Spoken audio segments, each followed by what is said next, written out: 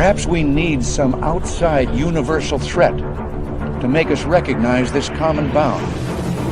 I occasionally think how quickly our differences worldwide would vanish if we were facing an alien threat from outside this world.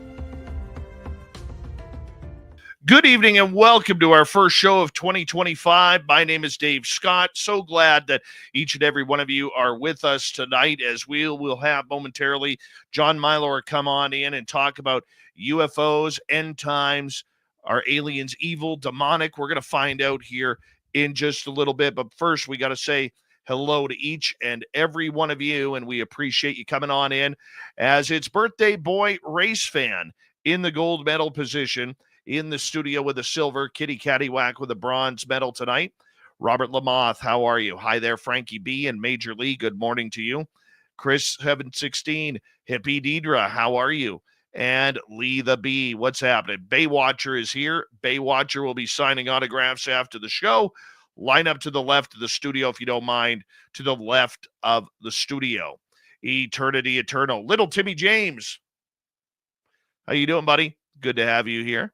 We'll see you later on tonight. Mr. DB Cooper making a return. Good to have you here again. It's been a long time. Scrolling on down, number 14 in your program, starting at center ice from Stockholm, Sweden. Lars Jansson. Mr. Cowley, good morning to you. Mama Catherine. Mwah, I love you, my dear. I hope you have a wonderful, wonderful start to your year. And we'll see you very soon in Vegas. Yes, we will. Kim Stanley, nice to see you return. Joanne, nice to have you here. Guy Calgary has returned. Guy Calgary will be signing autographs after the show as well. Line up to the right of the studio. To the right of the studio. Do not bring up the World Juniors. He's pissed off tonight, as every Canadian should be. Oh, disgusting. Thomas Rock, how are you? Ethanol, Paul Demon, Operation Shutdown. Good to have you all here. Hi there, Necessary Dialogue. Lenda, good to see you. Ms. Mary, thank you for coming on in.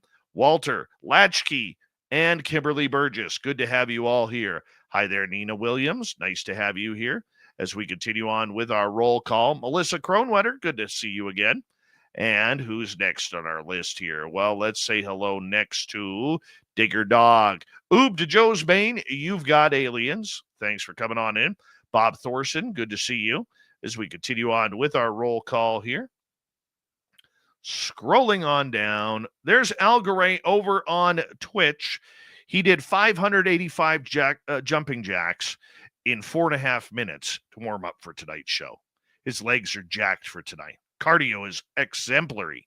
Mel WD-40 is here, lubing us up for tonight's show, because you always want to go into a show nice and smooth. You do not want that rigidness. It never feels good. So thank you, Mel, for lubing us up. Jeremy Jones, Matthew Goodka, good to have you both here. Scrub-a-dub-dub, good to see you again. Commonwealth Andrew, good morning to you as we continue on with our roll call here tonight. Millennium, my man, how you doing? Mexi97 and Resonate, good to see you both here. As we scroll on down, Seven Systems, nice to see you here. And Zenzabil, thank you for coming on in. Kurt M., Sirloin, welcome to SOR Chat. I hope you're a medium rare kind of guy. Sirloin. Clemente, nice to have you here. Welcome to SOR Chat. And where are we here on the roll call? Grant Morris, welcome to SOR Chat. Super Crazy, nice to see you. as we continue on. If you're new here, don't forget to hit subscribe, ring that bell. We are here 7 days a week for your listening entertainment. Chimney Rock, welcome to SOR Chat as well. Let's get the radio side going.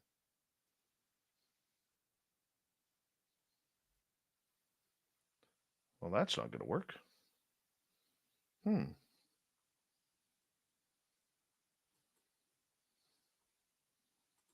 try that again. All right. Well, we'll have to figure that one out. Conversations with Spirit, good to see you. And Susan Alloway, nice to have you here. We got 30 seconds. Super chat is open. It's a wonderful way to support what we do on this show on a nightly basis. And of course, you can shop at our Spaced Out Radio store. We do not have ugly swag, people. No ugly swag. So make sure you check it on out. And we roll from there. Sage Sleuth, good to see you. And I think we're caught up. Gizmo, yeah, we're caught up. Do me a favor, everybody. Throw those horns up. Let's rock, everyone.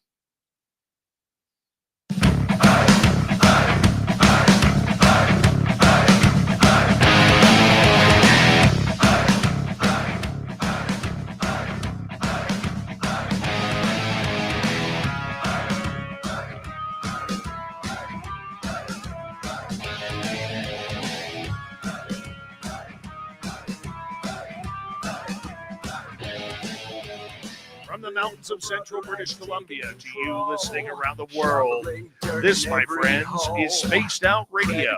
I'm your host, Dave Scott, sitting in the captain's chair of SOR headquarters. We welcome you to tonight's show on our terrestrial affiliates around North America, digitally on every major podcast network. Our website, spacedoutradio.com. We have a plethora of features for you. Rock out Bumblefoot, read the news wire, check out our site as well. You can follow us on X at Spaced Out Radio, Instagram at Spaced Out Radio Show, and on Patreon in the Space Travelers Club. Tonight's show is brought to you by Chive Charities. Help make the world 10% happier by visiting Chive Charities today. You can find them on our website.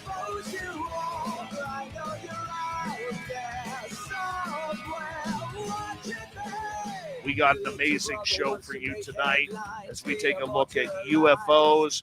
We take a look at everything to do with, are they evil? Are they not demonic? We're going to find out. Author John Milor will be here momentarily. Then in hour number 3, it is a jam-packed hour indeed. We have Swamp Dweller kicking things off. Little Timmy James will be here with the UFO report. It's Dave 101 night, and it's the weird news of the week. So let's get right to it. John Milor is an author of 13 published books and mostly known for his pioneer research in the field of Christian ufology, a combination of ancient astronaut theory and end times prophecy. He has been a paranormal researcher for over 30 years. Milor's interest in understanding the paranormal began at age 5 after he heard his great-grandmother's tale of seeing a UFO over 100 years ago. His great-grandmother's tale is unique because she was the wife of a minister for 60 years. This story and many other otherworldly encounters in his family have fueled John's quest to understand a wide variety of paranormal phenomena from a Christian perspective.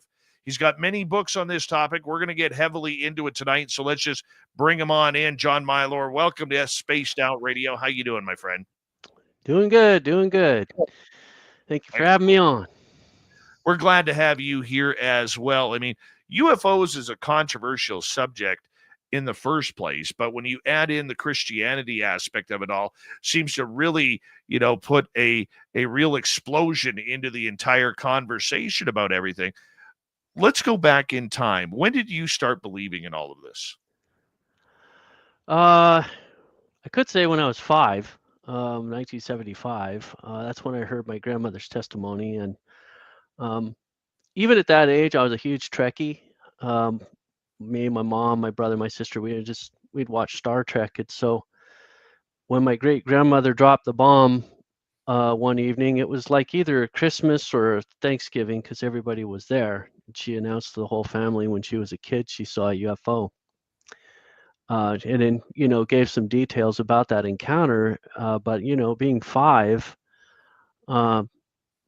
all I knew was, look at all these spaced out, in line with your radio program. Everybody was looking spaced out at Grandma when she told this, because, she had other stories that she's told before, pretty outlandish, but hard to refute. She was saved by an angel, she said, on one occasion. Saved her life. He looked unusual. He looked like a soldier with this helmet with a spike on it. But he saved her. So, she prayed, she needed help. Her life was in danger. And then this guy showed up and saved her. Then he disappeared.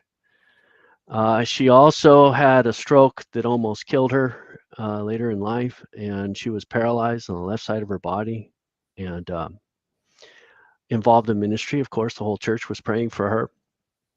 And while she was in the hospital, she said Jesus himself personally walked right into her hospital room and smiled at her. And the left side of her body came back. So the doctors, they were like, they didn't even know if she would talk again, if she would be able to walk or move. Like the left side of her body was gone and she wasn't talking, and she was messed up. But after Jesus showed up and then walked out, she was like ready to go, sitting there waiting for the doctors to come back. Like, I'm good. Jesus came in here and he healed me. And so when she told that story to people about Jesus, I mean, they would have to reconcile, especially those that actually saw the condition that she was in. That was a miracle. So she had that as part of her testimony, and these are the kind of stories you could expect from her after living the life that she lived. My grandfather was a preacher, and they lived for years on the road during the Great Depression, traveling from town to town, living out of their car, eating off the side of the road. They'd do the big tent revivals, and that's how they lived for a long time. And their daughter, my grandmother Ruth, she remembered that. They would, during the Depression, they ate potatoes for weeks at a time. And these are the kind of stories you would expect from her. You go to her house, you hear, if you turn on the radio, it's gospel music. If you turn on their TV, it's going to be an evangelist. And, they were consumed with God, having come from the Bible Belt, Kentucky, and but the story about the UFO just totally was out in left field, right? And she'd never even seen a car before. They lived out in the sticks in Kentucky, so seeing this cigar-shaped thing fly by, then they ran home and told their mom, and she's like, "Don't ever tell anybody that story ever again." So she kept this to herself for all her life, right? To my knowledge. And, and she and her sister saw this, and then her sister died in her teens. So she had it to herself.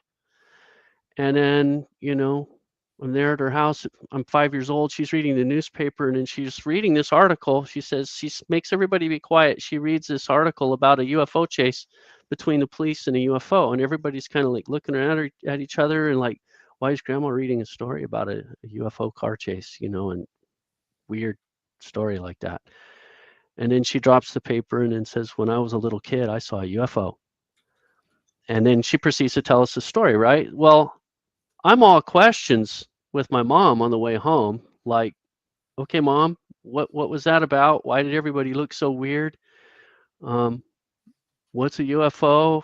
And so it opened up the can of worms about UFOs and aliens. And I was an annoying kid that would ask why 50 million times, and if somebody answers a question that sort of like leads to another question, I am like an investigator, right?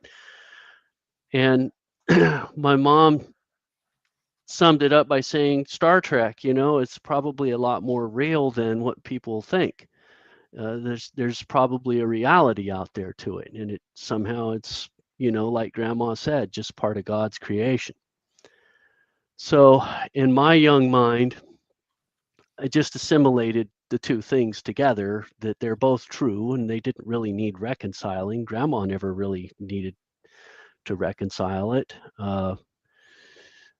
It just made sense to her that creation was big, and God created a lot of things. Big deal. It wasn't until later in life that I got heavily immersed in occult, paranormal, you name it, from a very young age. Very spiritually oriented, always interested in the supernatural, the paranormal. This carried with me through my young life. I had basically a library of books, all these paranormal books, a literal library. I mean, my mom got an encyclopedic set of Time Life or something like that, Mysteries of the Unexplained, and this new book would come every month. And as soon as I learned how to read, I mean, 5 years old, I'm reading these books, and by the time I'm like 10, I'm like Fox Mulder. I could tell you about psychometry and retro recognition, all these crazy technical paranormal terms and stuff that ghost hunters and stuff use, right? But I knew all of this stuff, and I got so into it that in my later teens, and then when I turned 20 and I was in the Army, I was experimenting, right? It wasn't enough to read about it. I was using the Ouija board, tarot cards, runes, casting runes, learning that. I messed around with channeling a little bit, scared the crap out of myself. Mirror gazing, like in a dark enclosed area that's kind of scrying. Past life regression. I hypnotized myself. I discovered some kind of creepy stuff going on with me.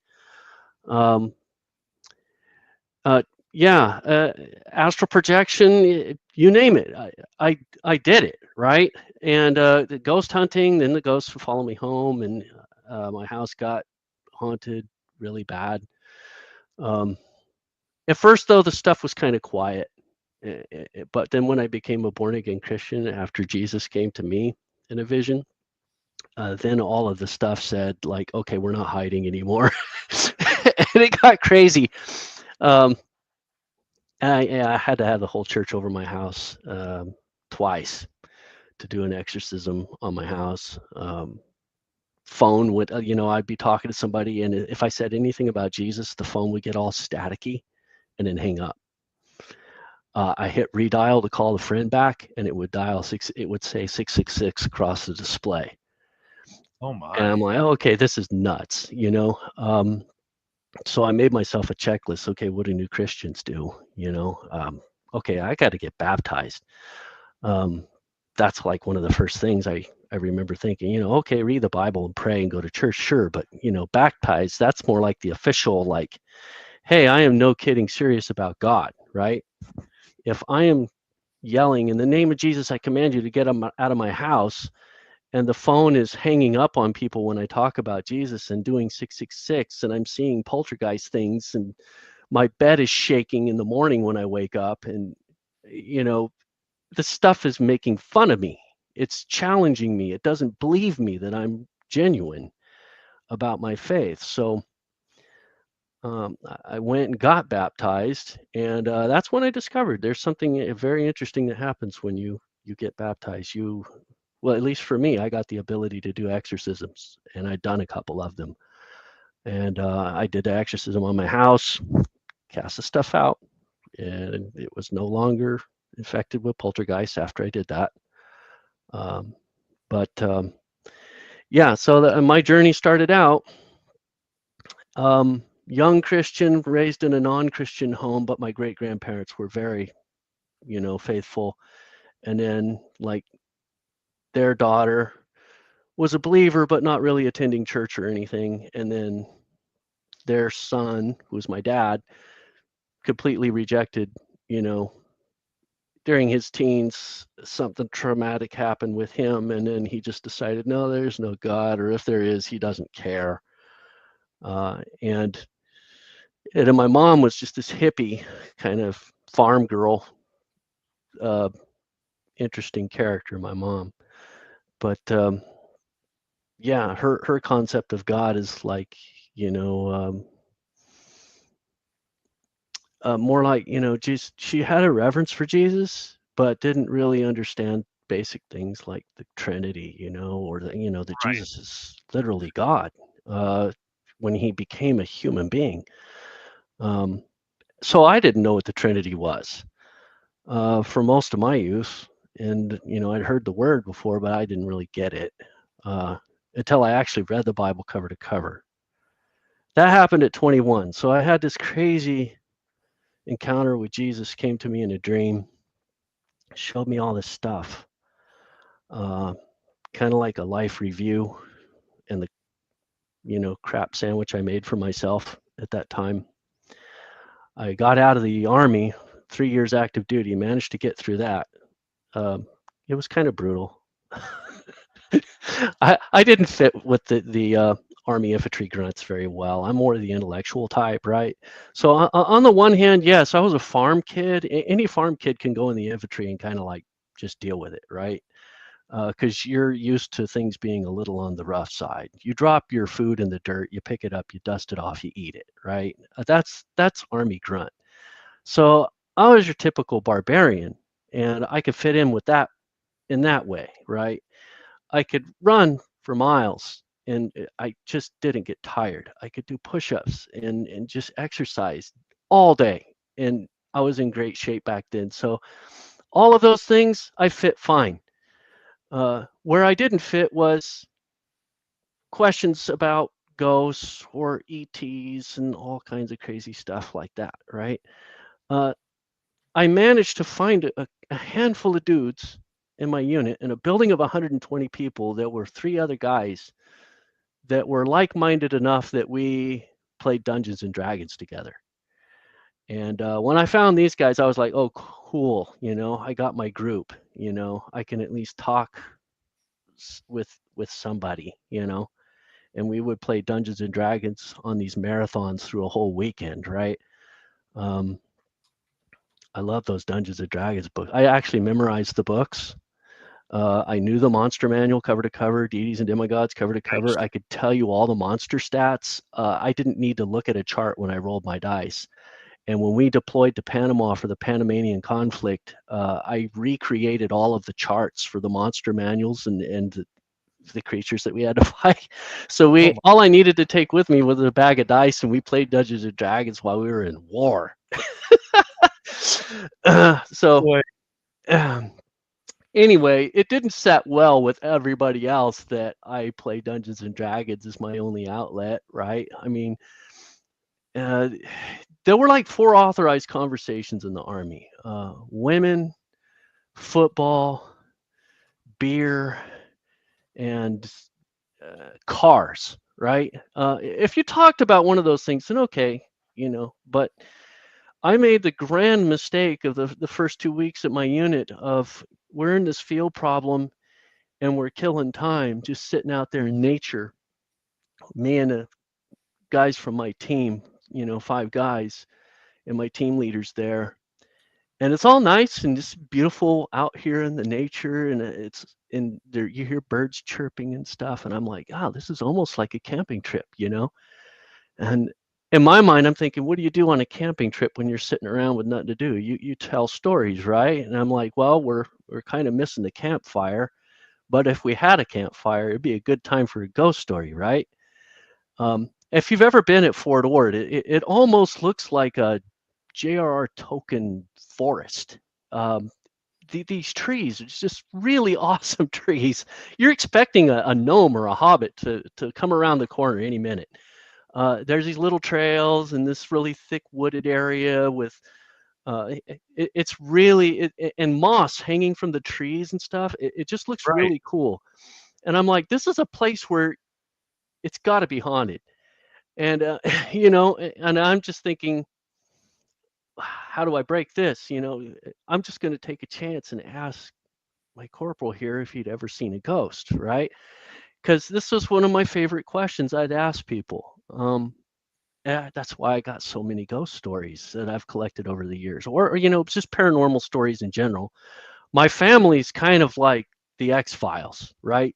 everything weird you can imagine has happened to a lot of people in my family. My mom, she thinks she's a white witch. It's just there's so many weird. Let me cut you off there for a quick second Oh, because we got about 4 minutes to go to break here, and I want to oh, get into okay. a question about Yes. this. Sorry, Okay. I'm rambling. Oh, that's okay. I think your story is extremely intriguing. I mean, you're going through all of this. I mean, you say your family has all of these wild, crazy experiences. How do you, as a Christian, then try to justify, things that are off make from what the Bible dictates? I think it kind of goes along with my great grandmother being a Pentecostal. So there is a branch of Christianity where supernatural things are more the norm. Now, granted, you need to understand the terminology that you're working with here. There's magic, then there's miracles, there's sorcery, there's prophets, right? There's people casting spells and praying to demons. There's God's people praying to God and doing miracles, signs and wonders. There's a list of signs and wonders in 1 Corinthians chapter 12, where it goes through all these spiritual gifts. It even says miraculous powers is one of the spiritual gifts of the Holy Spirit, that God can actually give you miraculous power. And it turns out when I finally started reading the Bible, like at 21, right? I'd only looked at like Revelation and the creepy stuff and just cherry pick things out of it here and there over the years. But then when I had my encounter with Jesus and I actually heard him audibly speak his name in my ear when I woke up, that's when I started reading the Bible. And then this Rolodex of paranormal stuff in my head started connecting dots with what I'm seeing in the Bible. And I'm like, holy cow, this Bible is the most paranormal book I've ever read in my life. I never could have imagined a very first book, like 2 pages in, I'm at Genesis chapter 6 reading about otherworldly beings mating with human beings and having hybrid children that were these giant monstrosities. And I'm like staring at that and thinking, I know what this is. These ETs, I knew about Eric von Daniken, Zachariah Sitchin, the ancient astronaut crowd, right? But I tended to go with what they said. They read the Bible and then they pick God out of it. And then they talk about humanity being seeded here by an alien race. And it's like they want to eliminate God from the Bible. And Jesus spoke to me in my ear and he visited my grandmother in person. I know he's real and he's the creator. So I'm like, okay, he's here and he's real. Genesis 2:7, God created Adam and Eve with his hands, right? So I am laying a foundation as I'm reading the Bible without realizing what I'm doing. And I'm referencing these things and I'm saying, wait a second, the aliens and ETs, they can actually be the same entities, but God is God, okay? God is not an ET. ETs didn't create humanity. The Bible says God created humanity. However, there's plenty of room in the Bible for ETs to be real and exactly what we think they are from other planets. And in fact, I think our science is finally catching up to what the Bible has been saying all along. We live in a multiverse. The Bible describes the earth as a multidimensional construct. It says hell is in the heart of the earth. That has to be in a lower dimension. It actually describes heaven as there's 3 realms of heaven that the Bible describes. When you get into the Hebrew, the Greek, the Aramaic, you actually start reading these words and dissecting them. Like, what does this word mean? Heaven. Like, for example, the most uses of the word heaven in the Bible, Shamim in Hebrew, Oranios in Greek, is a plural word. And it's referring to the abode of the sun and the moon and the stars. So when it's talking about, On that note, I'm going to cut you off right there because we are going to go to break here at the bottom of the hour. Author John Milor is here. UFOs, aliens, are they in the Bible? We'll find out next from this great author. JohnMilor.com is his website. We're going to check it on out. We'll be right back on Spaced Out Radio right after this. Stay tuned, everybody.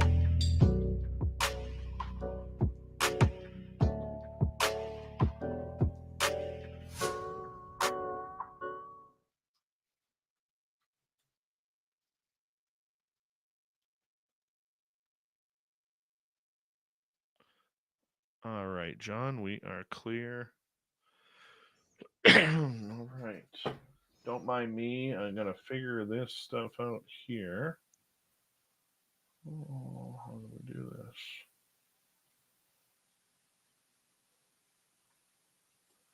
So I guess we got to do that. That would do it.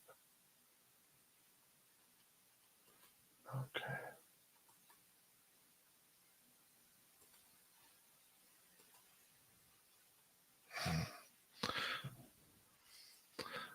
I apologize, John. I'm just having a technical issue on my end here behind the scenes, but it's not affecting the interview process here, which is fine.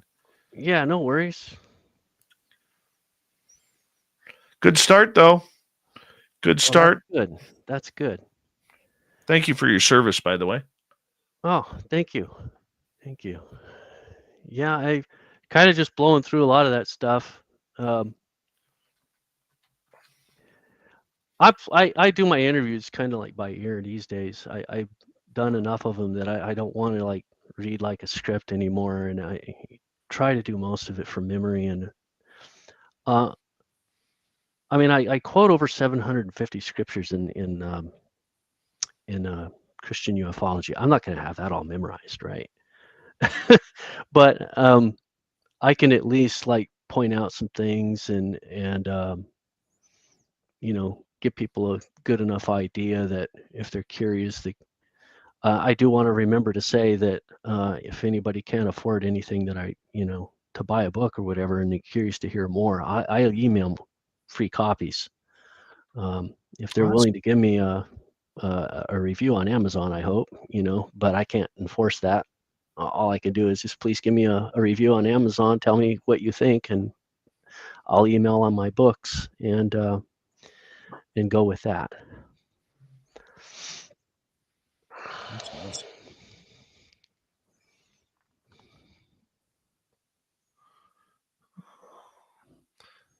How often are you writing? Are you writing every day? No, though I did finish 2 books this year in my Jimmy Prophet series.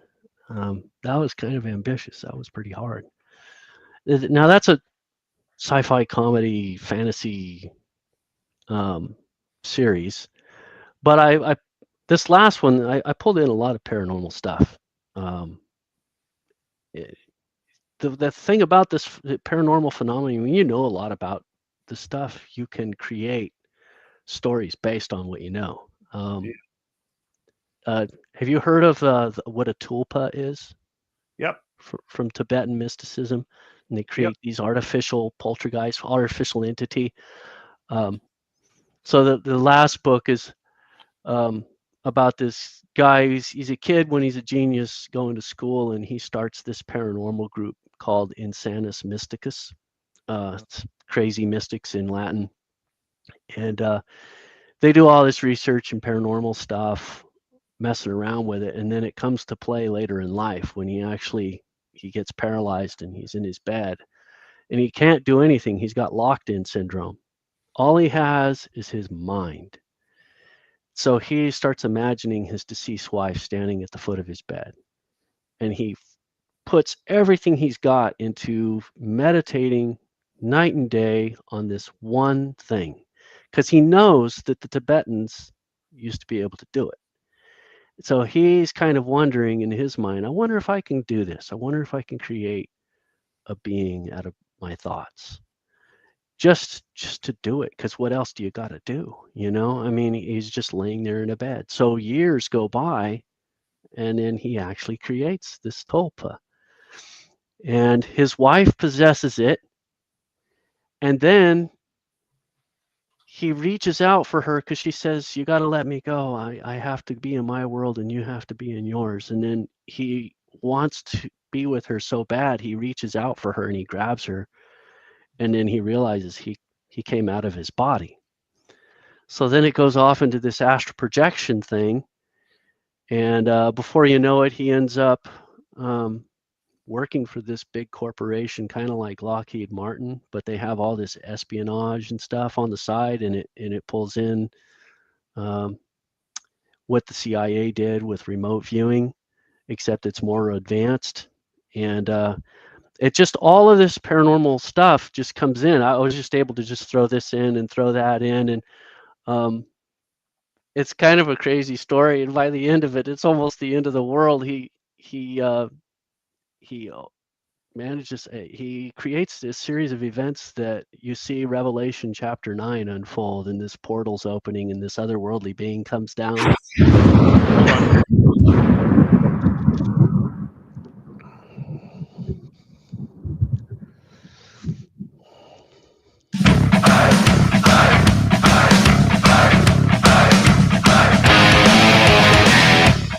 Here comes the second half hour of Spaced Out Radio tonight. My name is Dave Scott.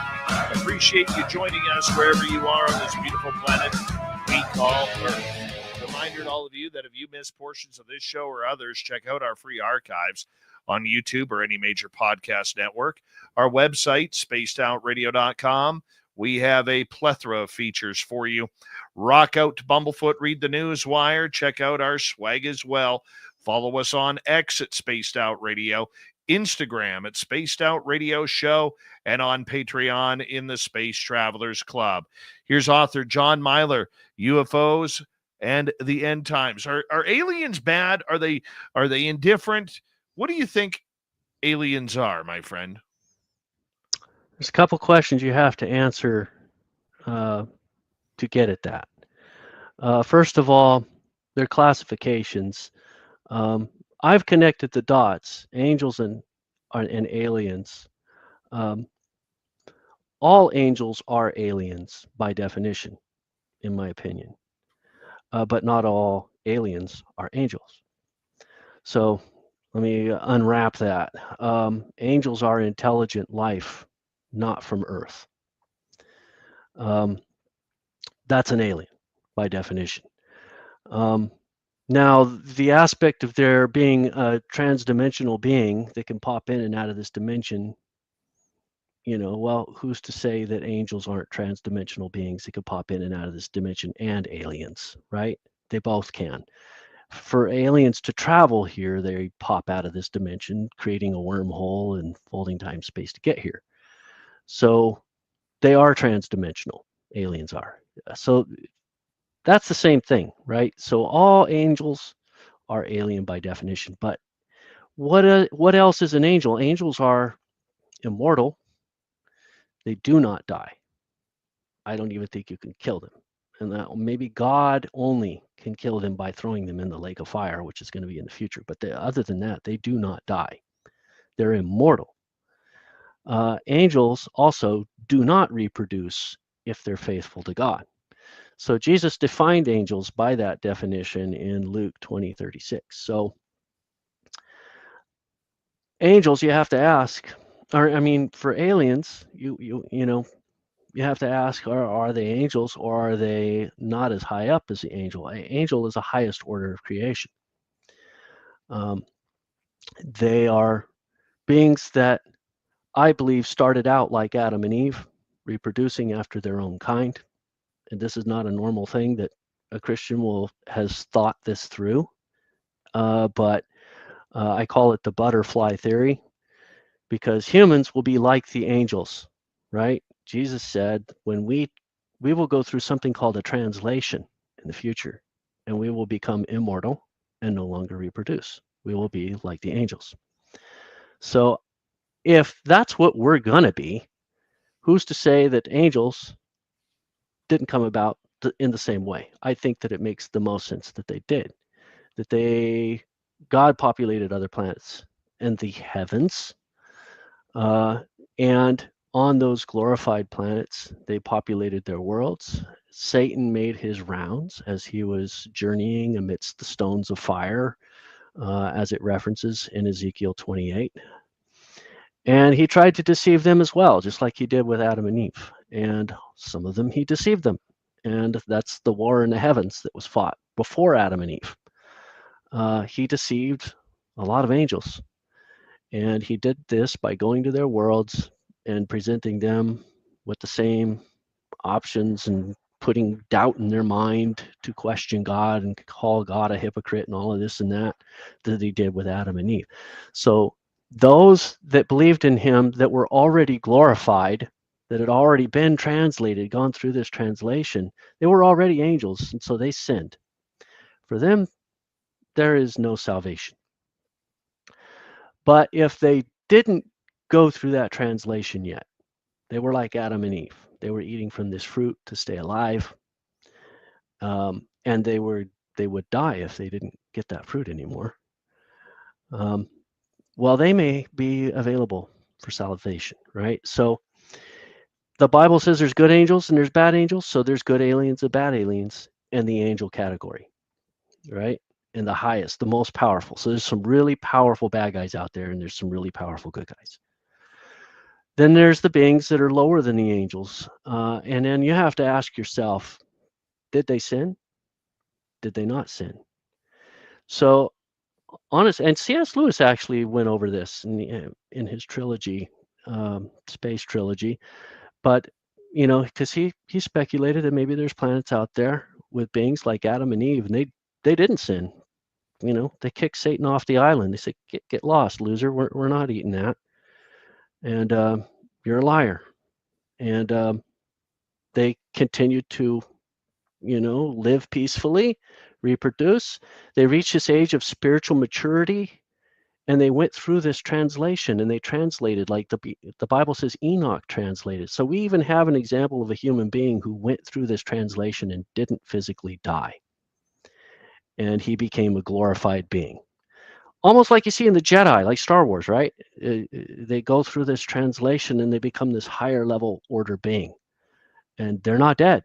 They, you know, they're transcendent. They can even bounce in and out of this dimension and do amazing things, right? Well, the Bible says we will go through a translation in the future. We'll have glorified bodies. We'll be like angels. We'll be able to probably fly, maybe teleport, walk through walls, but we will be physical. We'll have physical bodies, but we'll be transdimensional. So there's ETs out there that will be like Adam and Eve without sinning, and they're still eating from this fruit to stay alive, and eventually they'll go through a translation and they'll become angels. Then there's beings out there that are not that high order. They're like animals, probably. Look at all the animals we have on this planet. There's probably animals out there like that, and then they may very well be immortal as well. The Bible even describes heaven as having animals in it. In the book of Isaiah, chapter 65, has a whole list of animals. And then there's beings that sin. They become mortal and they die. They are in need of salvation. Jesus actually talked about salvation to beings. He talked about reconciling life in the heavens with him. In Colossians chapter 20, chapter 1, verse 20, I believe that's where it is. And it talks about reconciling life in the heavens with himself. And it begs the question: what's in heaven that needs reconciliation with God? Does that make sense unless you understand heaven as being outer space populated with life, and then some of that life sinned and is in this mortal category like humans, right? We have salvation available to us. Angels do not. They had too much accountability. When they sinned, they blew it. They're done. They're out of the club. They're going to get thrown in the lake of fire. Their judgment's final. It hasn't happened yet, but it will. But we at least have an opportunity for salvation, and there's beings out there, sheep of another fold. You know, there's plenty of other scriptures that talk about it, where Jesus indicated that there is something considered that we could call a cosmic salvation.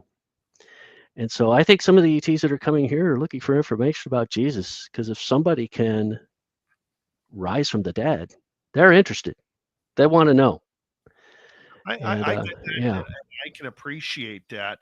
However, there have been people who say they're close to the inside, namely, let's go with Tom DeLonge, the lead singer of Blink-182 and the creator of the To the Stars Academy, who Mhm. literally believes that these are demons coming down. We got to put nuclear weapons in space so that way we could shoot them down before they come over here and try to forge on the earthly beings that we are and mutilate this planet. I mean, we have Yeah. that on, and Tom has a big supporter in longtime ufologist and UFO writer Peter Levenda, where he gets a lot of his ideas from. Do Yeah. you think that is the way it is, or do you think that it is something different? I think it's more complicated than that. That is a black and white, they're all evil label. Over simplified.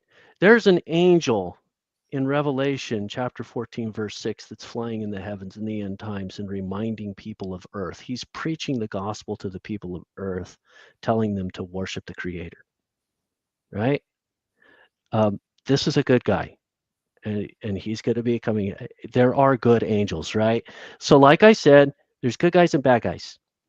There's good angels, there's bad angels.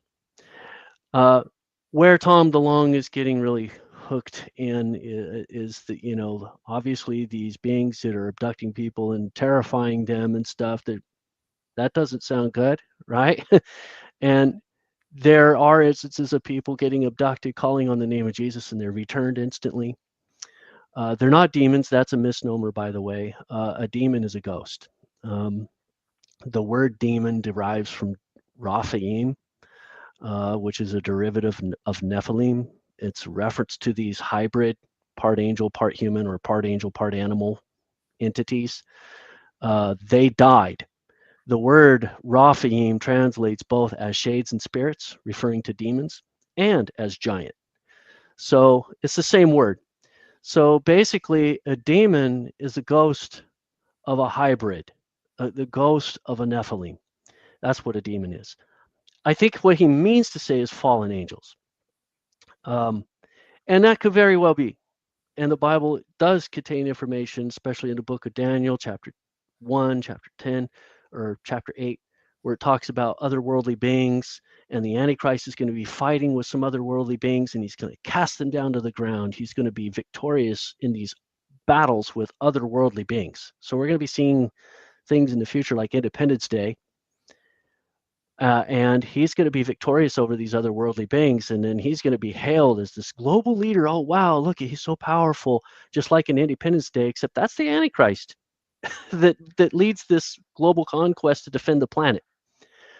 The level of deception is going to be phenomenal. You're going to have to judge them by their fruit. If you see a being landing in a flying saucer out in your field, you go out, you have a chat with them instead of screaming demon, right? You test the spirits, like it says by the Apostle John. You find out, okay, what's your deal? What do you have to say about Jesus? Now, if you hear some new age nonsense, or oh, we were seated on this planet, blah blah blah. Well, no, just stick to the Bible. Genesis 2:7. God created Adam and Eve. That's how we got here, right? If the angel actually is saying, if the being that lands out there in the flying saucer agrees with that there's a creator, he created us, and ETs didn't create us, that God created. The same God, the same Elohim that created the heavens and the earth is the same one that formed Adam from the dust of the earth and created Eve out of his rib. If I'm talking to an ET in a flying saucer and they agree with me on that, I'm inclined to believe that that might be an angel. I would have other words. I would have other questions. So I'd be like, do you reproduce? Are you immortal? I mean, give me an interview with an alien, and I would have some pretty unusual questions, and I would probably find out in 5 minutes whether it's a good one or a bad one. And I give this information in my book, Christian Ufology, but really, we shouldn't be just putting a demon label on anything that we simply don't understand. There are good guys out there. I think we have alliances with them, but there's bad guys too. And I think what Jade's part of it is that Satan is the prince of the power of the air. He is in charge of the realm of the sky, right? So the way I understand it is the earth is a multidimensional planet. And in the heart of the Earth, we have hell. And in the upper outer atmosphere, Earth, there's another realm that's out there. Earth is like an onion of lithospheres in different dimensions, Right. with the lower dimensions in the center and the higher dimensions on the outside. So there's this realm called first heaven that if you were able to increase your dimension, your glory, the atomic resonance frequency of your atomic structure, you would find that Earth is a much bigger planet. We would be inside the Earth, where we're at right now geographically.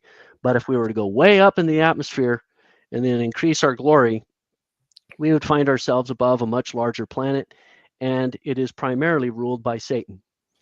And not the entire thing, but most of it. He's called the Prince of the Power of the Air, and he rules a lot of it. But he doesn't have carte blanche, do whatever the heck he wants power. That hasn't been granted to him yet. The rapture has to happen first, according to 2 Thessalonians. After the rapture, then God will say, do what you want.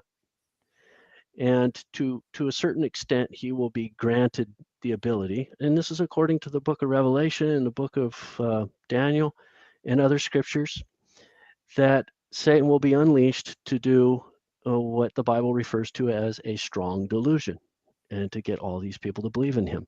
We can fight against it all we want, but we may end up finding ourselves aligning with the bad guy, thinking that we're fighting against bad guys. And in fact, it could be like a false flag. It could be bad guys fighting other bad guys, and we're getting tricked into thinking that this guy who's our hero is not a good guy. So it's kind of complicated in that respect. There will be a fake Jesus that's going to return in the future, and then he's going to give his credence to this global military leader, according to the Bible. So Okay. that's a cool thing about the Bible. The Bible tells you actually how all this is going to pan out. All right. So the idea that not all aliens are evil, I have that same agreement with you on that. I think there's a lot of fear tactics out there. Now, I'm not saying all aliens are great. I mean, some people are having extraordinary experiences, both of the good, bad, and ugly, that are happening. So what do you think the ETs want from us in humanity? Okay. So if they're glorified and they're angelic beings, then they want us, and they're good guys, they want us to know who the creator is and to worship him. They want to spread the truth. They want to spread the gospel. They want to get us aligned with the truth and with love. The God who created them loves them. He died on a cross for them. And they will be promoting that message, the good guys. Bad guys are going to have all kinds of different messages. And they will have messages tailored to appeal to whoever they are talking to. The deception that is coming will span all world religions. And I describe this best in my book, The Strong Delusion, but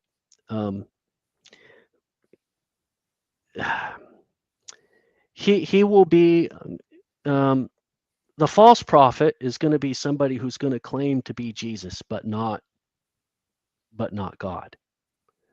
He will say Christians are wrong about that.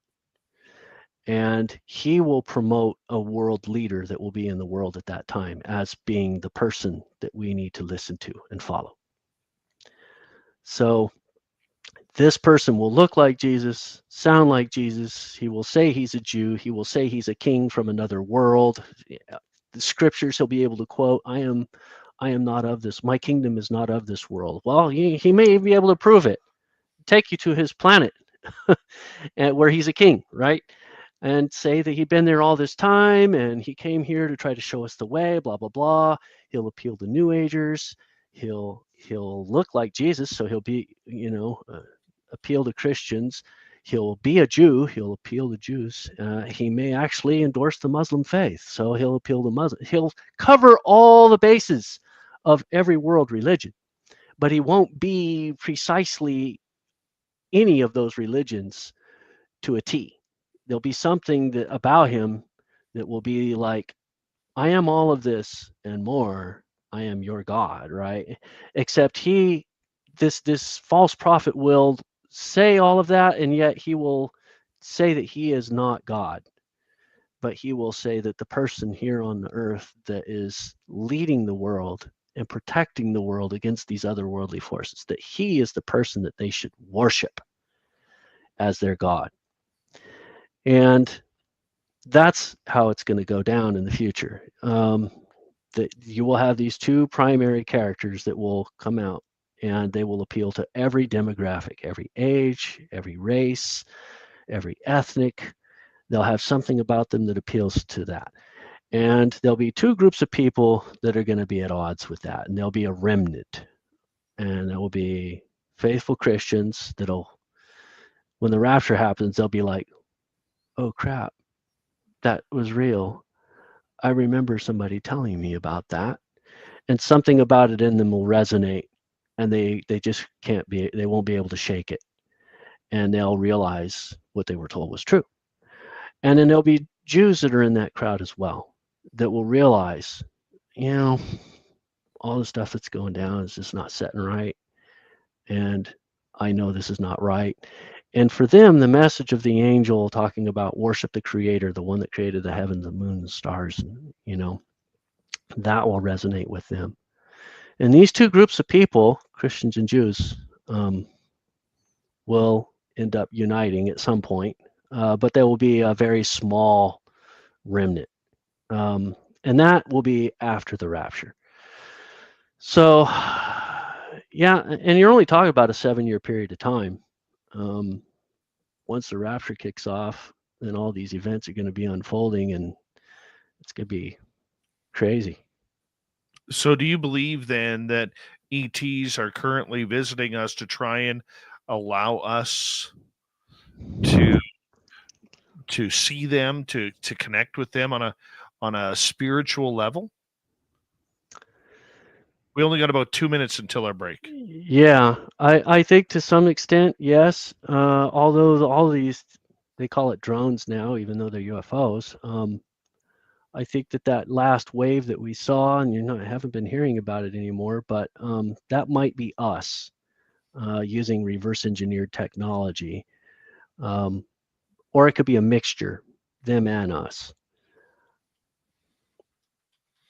Okay, but do you believe that the contact that these ETs are allegedly making with people around here on this planet, all around, I shouldn't say around here, I mean there's 9 billion of us almost, but do you think that there's a purpose to that? Yes. I do believe that we're getting close to public disclosure. And I do believe that Jesus prophesied public disclosure. Jesus said, the days of the coming of the Son of Man will be like the days of Noah. He said this in the book of Matthew, what is it, 24, chapter 24, and in Luke 17, right? As it was in the days of Noah, so shall it be in the days of the coming of the Son of Man.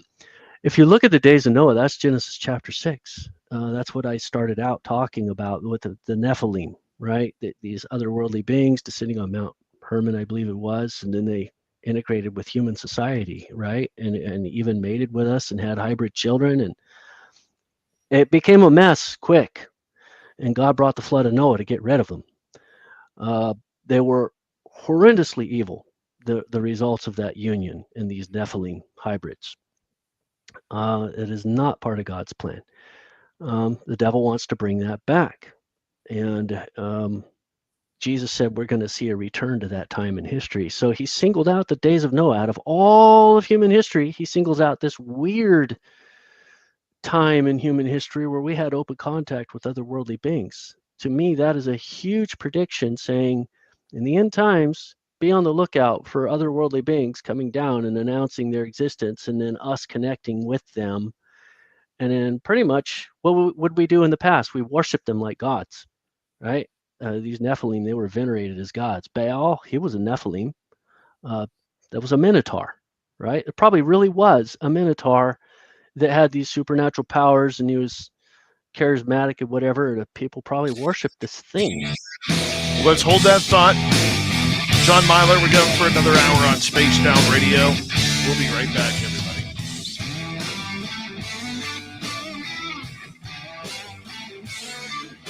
This is Spaced Out Radio with host Dave Scott.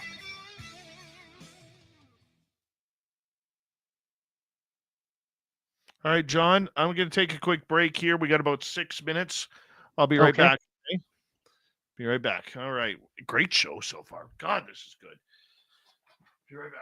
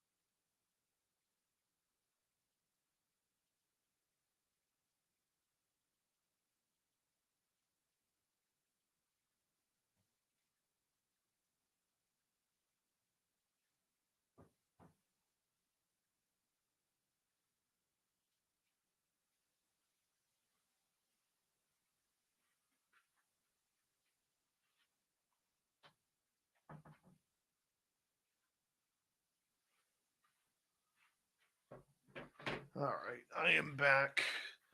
We've got about a minute here. If you want any questions for John in hour two, please put them in capital letters. I've got a couple so far. Chimney Rock, how you doing? Thank you, Android. Yes, we passed 27,000 subscribers, hoping for 30 by the end of the year. So if you're new here, hit subscribe, ring that bell. We're here 7 days a week. Treebird, how are you? Did I miss anybody else? Keep the questions to UFOs, aliens, and the topic at hand if you don't mind. That would be great. All right. Tarnation, welcome to SOR chat. You're lurking. There you are. We see you lurking right there. What in tarnation? Love it. Vanessa, how are you? Thank you to our super chatters, Mel WD40 and Gizmo. Appreciate the love to kick off 2025. Thank you very much.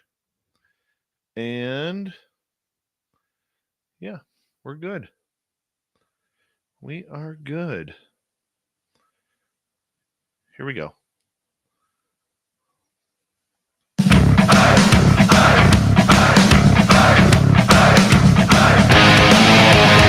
Here comes hour number 2 of Spaced Out Radio tonight. My name is Dave Scott.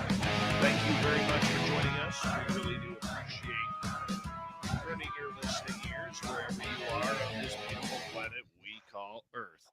Hello to everyone listening in on our terrestrial affiliates around North America, digitally on every major podcast network. Our website, spacedoutradio.com. We have a plethora of features for you. Rock out to Bumblefoot, read the news wire, check out our swag as well. Follow us on X at Spaced Out Radio, Instagram at Spaced Out Radio Show, and on Patreon in the Space Travelers Club.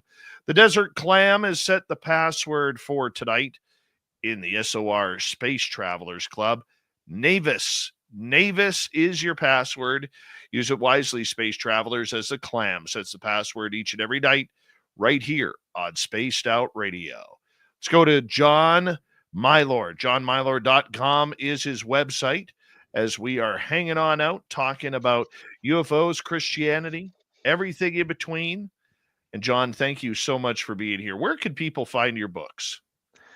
Okay, I have actually a couple of websites that I have named after my books. One is called ChristianUFology.net, and the other's TheStrongDelusion.net. So my name might be kind of hard to remember. That's my main website, right? JohnMilor.com. These other domains, they go to JohnMilor.com. So Christian Ufology, it's probably a little easier to remember, .net. TheStrongDelusion.net. AliensInTheBible.com. And aliensandtheantichrist.com. So those Appreciate four. Yeah. Appreciate that. Let's get right to it here because, you know, there's a lot of things that people have experiences with, you know, whether it's ET contact, whether it's alien abduction, whether it's monsters like Bigfoot or Dogman or everything in between. Let's look at the cryptid world here for a quick second. Do you believe that creatures like Bigfoot, Dogman exist? Are they from an ethereal realm? Are they earthly bound? What do you think they are? They exist. Yes. I probably think that the entire monster manual is practically, everything in it's probably real. Now have a good night's sleep. Think about that. But I've seen things. I believe I encountered a will-o'-the-wisp in the jungle of Panama during the Panamanian conflict. That might have been what it was. I can't say for sure, but I do know that it was transdimensional. It was this ball of light about the size of a soccer ball, pure electricity, and I couldn't see it with night vision goggles. So I say it was a ball of light because it would flash on and then it was like not there. and it started out in the jungle and it moved toward my position. I was in the jungle right around the equator, near the equator, probably within a mile of the Caribbean Sea. This thing transmitted to me its location telepathically. So that is to say, I could feel it. I felt where it was at, even though I couldn't see it. And it would flash on in the blink of an eye, and it was as bright as a camera flash, like looking at if you can imagine a camera flash being the size of a soccer ball, it was blinding light. And it went out probably for as much as a mile, the brightness of this flash. It would just blink on, right? About every 30 seconds or so. And it was moving toward my position. It made a beeline for my position. Me and my team leader were there. And when it reached our position, it stopped. And so I'm telling my corporal, he was the biggest antagonizer of them all. Who, he was practically the world is flat, right? He didn't believe anything, and he loved to make fun of me and ridicule me. So on that night, he was on my turf, and I got to make first contact with an otherworldly entity and have a conversation right in front of him. So that was a grand time. This thing, whatever it was, could have killed me, but I was just so thrilled to be in the presence of some otherworldly thing. I just totally didn't feel any fear at all, for the most part. It did kind of intimidate me at one point. When I told it to reveal itself, I felt it moving toward me, and that was scary because it was very powerful. I felt its presence. And even though I couldn't see it, so that was the level of communication it gave to me, is that it would move and I could just literally feel its presence. Like if that was another language, I felt it, and it flew right over the top of my head and then went behind me and rested in some trees, about 30 feet in the trees. And I had the night vision goggles, and I'm like moving around, and I said, I don't know how I know, but I could feel it moving. And I did a complete 180 looking through the night vision goggles, and I said, the next time it blinks, it's going to blink right there. And when I said the word there, it blinked exactly where I pointed. So in a 3 to 60 degree perimeter, it could have blinked anywhere. It blinked exactly where I pointed. So I know that it was transmitting to me its location, like a beacon, kind of like I'm here. And it was the feeling of it was like being watched. Like if you feel eyes on you over here, as opposed to like over here, right? Take that and amplify it by 1,000,000, right? It was so strong that it was like, and I felt this thing, and it was coming straight at me. And that's what kind of freaked me out a little bit. But, and I was going through my paranormal Rolodex. Is this ball lightning? Nope, not acting like ball lightning. I didn't take any chances. I had an M60 at the time and 750 rounds of ammunition, and I disarmed myself. And for two reasons. First of all, is metal, track electricity if it was ball lightning. Second reason is I didn't want to, I come in peace, never mind the M60, So I didn't want to present that. The optics are not good. So I disarmed myself. My team leader was really upset. But I'm like, if this thing wanted to kill me, it would have already. And it easily could. I mean, what am I going to do? Shoot an invisible glowing ball of light when I don't know where it's going to flash next? That's just not going to work. So, hey, best to present yourself. Hey, we come in peace, gave the James T. Kirk spiel, talked to this thing, and then I felt this presence. And then it flew over my head. It proceeded to blink, complete 360-degree sweep of our perimeter, kind of like looking at us from every angle. And then it went off into the jungle, and it did a sweep of the other two positions down in the jungle. Of course, bringing this up the next day did nothing but invite ridicule and mockery and a roast session on me, which baffled me. I thought that maybe they would want to report this, but no, they didn't. They would rather make fun of me for being the weirdo who summoned it. So I'm like, okay, you're gonna be infantile like that and dismiss something phenomenal. I guess I can't even relate to that. That's more alien to me than what I saw. So that I believe might have been a will-o'-the-wisp because it fits the description of will-o'-the-wisp, this glowing ball of light that kind of blinks in and out of this dimension.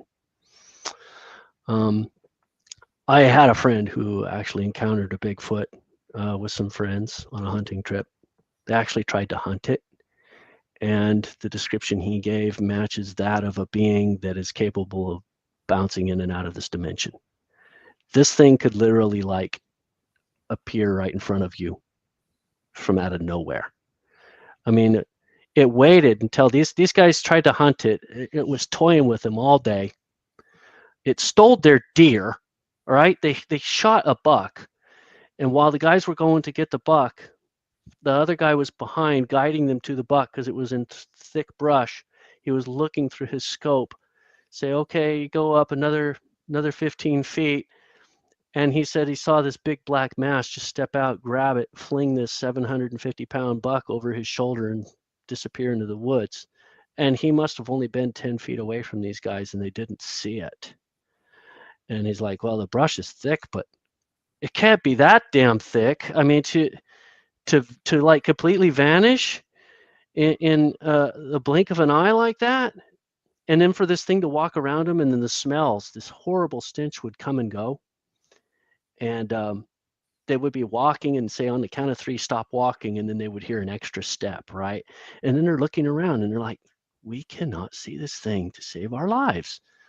Like it literally had the ability to make itself invisible. And in the middle of the night, they were doing guard duty during the night. They were terrified. The thing raided their food stash in the camp. It took a can of beans and ripped it in half and ate these beans. They were terrified, right? So they had to stay guard all night. They were dropped off there, so they couldn't just leave. And yeah, and then the one guy, when it was his shift, he had to go to the bathroom. He had to drop a deuce, right? Number 2. So he's like, well, I don't want to do it right here by the fire. That's not cool, you know, but I don't want to go that far. So he goes a little ways away from the fire, drops his pants, and right when he's in the middle of it, and this thing just suddenly steps out in front of him. Like, okay, what happened to, you know, this thing's probably over 1,000 pounds. It was so big. And how can you not hear something that big walking towards you? And yet he is in his most vulnerable position, and then suddenly it's in front of him. Like it materialized here in the darkness and stepped here, right? And right. Before he can reach to grab his rifle, which is leaning against the tree next to him, the thing reached down and snatched the rifle up. Bigfoot with a gun, right? If Bigfoot's not bad enough, Bigfoot with a rifle in his hands, right? Can you imagine? The thing was pissed. It knew what the rifle was. It took his rifle and snapped it like a twig and slammed both pieces down on the ground. Mm-hmm. And then turned and walked, and then gone. Just took one step, and then it was like not there anymore. He didn't even hear it walking away. And I mean, this story is so crazy. So my friend told me this back in high school. When I started writing books and stuff, and I wrote, after I wrote Aliens in the Bible, and I thought, you know, I got to get that story. I got to find that guy, track him down, Monty. I don't even remember his last name now, but I tracked him down. I managed to still find him in Fresno. And I said, dude, okay, we were kids, high school. I get it. If you were telling some crazy sensational story to get attention, I get it, right? We all do that. Did that really happen? And he said, that, no kidding, happened. That was real. I wasn't BSing you. Every word of that story. And so I even emailed him the account that I had written out because I wrote it so I wouldn't forget it. And he said, exactly how you wrote it. Yeah, that's exactly what happened. And I'm like, okay, do I have your permission to write this? And he said, yeah, but please don't put my name on it. full name anyway. So Monty, Monty's monstrous camping trip. I write about that in one of my books. I forget which one, but that was a fantastic story. And I do think that the Bigfoot, there may be just this other, species out there, but I think that it's more likely that they're a Nephilim, like maybe a gorilla angel hybrid, and that they're extremely intelligent. They just choose to live out there and they want to be left alone. And they're probably transdimensional and only pop in and out of this dimension here and there. Or maybe they're sort of like in this middle ground and they just fluctuate, they bounce around. If you can remember Lord of the Rings, when Frodo put on the ring, how he's like there, but he's not. And the ring wraith, he's like in their realm. And that's when they stabbed him with that, right? With that lance or whatever it was, or the sword. He got jacked up because he was sort of trans-dimensional at that point in their realm, wearing the ring and vulnerable to them. And then they stuck him, right? Well, but he was looking around at everybody. He just vanished right before their eyes, right? But he was there. And I think that that's the way they are. They see sort of trans-dimensional species, and there's probably a whole range of these things. And I have a lot of stories. I had 2 friends from Thailand, different people. One guy I knew in high school told me about these creatures with a horse head and a human body. It's super long arms and these claws, and one attacked his brother. And he said, if you're from Thailand, you know what they are. They're people won't laugh at you or make fun of you. Only here in the United States, people don't believe in these things. And we're dumb. He's like, the world is full of these things. And especially in Thailand, he said, the people don't go camping in Thailand. When I invite, this is how it came about. I said, hey, we should go camping before I go off in the Army. And he's like, camping, what is that? I said, we go in the woods, we spend the night. He said, are you crazy? I said, we do it here all the time. He's like, really? He didn't believe me, right? So he's looking into this and he gets back to me. I said, I guess you don't have people getting killed? It's okay. You actually go stay in the woods at night. I'm like, everybody goes camping out. He's like, wow. So we went and we did a little camping trip. But yeah, it flushed out this whole conversation. He said, people don't go camping in Thailand. No, you don't do it. You die if you do that. There's things out there, they will kill you. If the natural creatures don't kill you, the supernatural creatures will. I wouldn't go in Thailand. They got tigers. They got tigers there, and I'm not. Yeah, they're deadly. I know. At least with a mountain lion, I'm not gonna. They're likely not to come around. Yeah, but I'm not going to any place where there's a tiger. No. And then the other lady I talked to from Thailand, when I was a janitor, and then I found out she was from Thailand. I said, okay. I had a friend in high school. He told me this crazy story about this horse-headed creature, blah, blah, blah. He said everybody from Thailand knows. She's like, oh, yeah, those are common. And she says those aren't even that bad. If you don't make a lot of noise out there, then they can walk by. You just be quiet, and you could just see them go by. No. And the bottom half of the body is transparent, she said. But when they get pissed off, they become physical. And then they have these long claws, and they will claw you to death. Shred you up. Yeah. And then she said that there was something even worse that attacked her brother, almost killed him. That it was this big blob, like about 6-7 feet tall, this sort of, and it would change shape like this blobby amoeba thing. And it was purely opaque. And it lived in the jungle, and there was a stretch of road that went and skirted around the jungle, and their friends always warned them, hey man, if you start feeling sleepy on that road, you better punch it and get through there as quick as you can, and you don't break down there because there's something out there that'll kill you. And that thing basically sucked life out of the atmosphere, and you would start to feel sleepy and just fall over dead. And her brother started to pass out, and their car died. So they had to skirt through the jungle to get out of there they took a shortcut to go through it to get out of there on the quickest route. And they saw this thing, and there was a cabin, and the lady thought, if I go in the cabin, it'll go around, it'll leave us alone.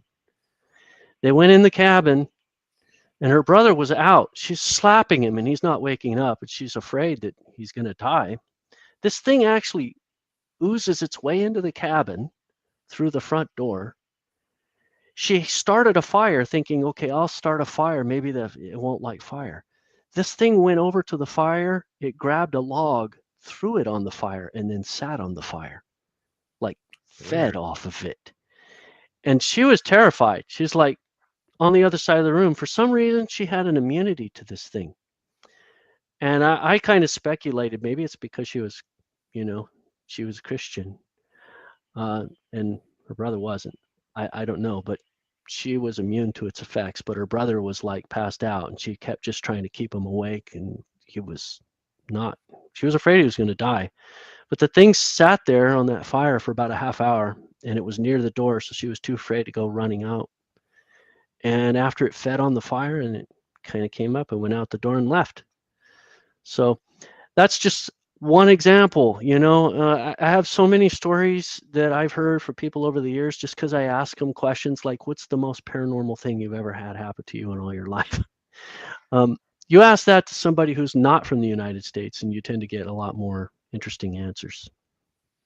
Oh, very true. I mean, there are so many different monsters out there that people are in other countries that we don't even know about. I mean, it just kind of adds to the mystique of what we are doing on this planet with these living legends. Focusing here on the North American aspect of everything. We got 2 minutes to go before we're going to go to break here.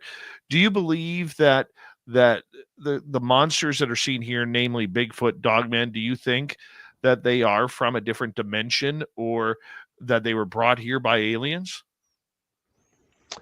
Actually, one of my books is about the Dark World Paradox, is about the idea that maybe Bigfoot is not even from here, that he could be brought here to do manual labor because they're so big and strong, but then they broke free and ran off. They managed to escape, and they've been living in the wild ever since. That story, it's fiction. And he sends out this prayer, that he wants to go back to his home world, Tervatamos, So that's a theory, and I think that it's quite possible. I think we live in a very colorful universe. I think the Star Wars and Star Trek are actually a lot closer to reality than what people think, and that you have a lot of fiction and fantasy and sci-fi writers out there that are actually tuned in to like a prophecy, like they're seeing things that are real. And they're writing about it, not realizing probably how close to reality they really are. Star Wars itself is literally in the Bible. There was a Star Wars, amidst the cosmos. The war in the heavens is literally a Star Wars if you take the word heaven to mean outer space. Read chapter 14 of the book of Isaiah, and read chapter 28 of the book of Ezekiel. And you'll read about Lucifer actually having an angelic kingdom on earth before Adam and Eve. And he led a rebellion, and it spanned the cosmos, and he took a fleet and led a rebellion into the sides of the north. So there's this northern region of the cosmos where God has a glorified planet where he has his capital. And Satan had the audacity to lead an attack there. And God tapped the archangel Michael and said, can you please take care of that? I don't have time for this nonsense. And Michael came and put an end to it. Hold that thought right there, as we're going to get to audience questions next for John Milor on Spaced Out Radio in the next half hour. Stay tuned, everybody.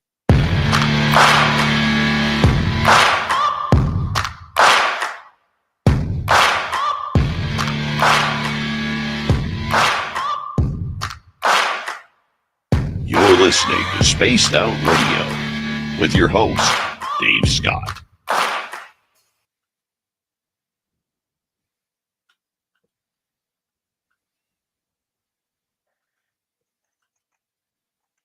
All right, we're clear. All right. Good show tonight, John. Thank you. Awesome. Thank you. All right. Yeah, I had some more to say about the good guys. That arguably the Bible talks more about the good guys than the bad guys. I know that we're going to see a lot of the bad guy action in the end times, but the angelic chariot that abducted Elijah and took him off to heaven. I mean, the dude was whipped up off the ground and into this otherworldly being, the space interdimensional craft. They call it angelic chariot, but Ezekiel described what it looks like. It's a UFO. I mean, it's even a flying saucer with a dome on top. It's the classic UFO description. And both of those are instances of good guys. Well, that's good. Yeah. That means well. Ezekiel's wheel. Those are good guys. I have a little prop here to describe it too. It's even complete with a little alien guy inside, But yeah, I mean, I could describe it that Ezekiel's wheel from this angle is wheels within wheels. And then if there's portals, they would look like eyes if there was any kind of lights in the paneling, right? And so eyes in the spoke rim area, wheels within wheels.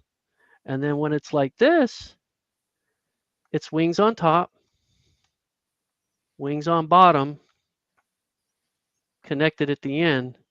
The wings don't turn, they're straight, and they're connected at the end. So it's such an odd description when you're reading it and you're trying to put it all together in your head, but it's like wings on top connected to wings on bottom. What are you talking about? How can wings on top connect to wings on bottom? Well, if it's a saucer, that's how.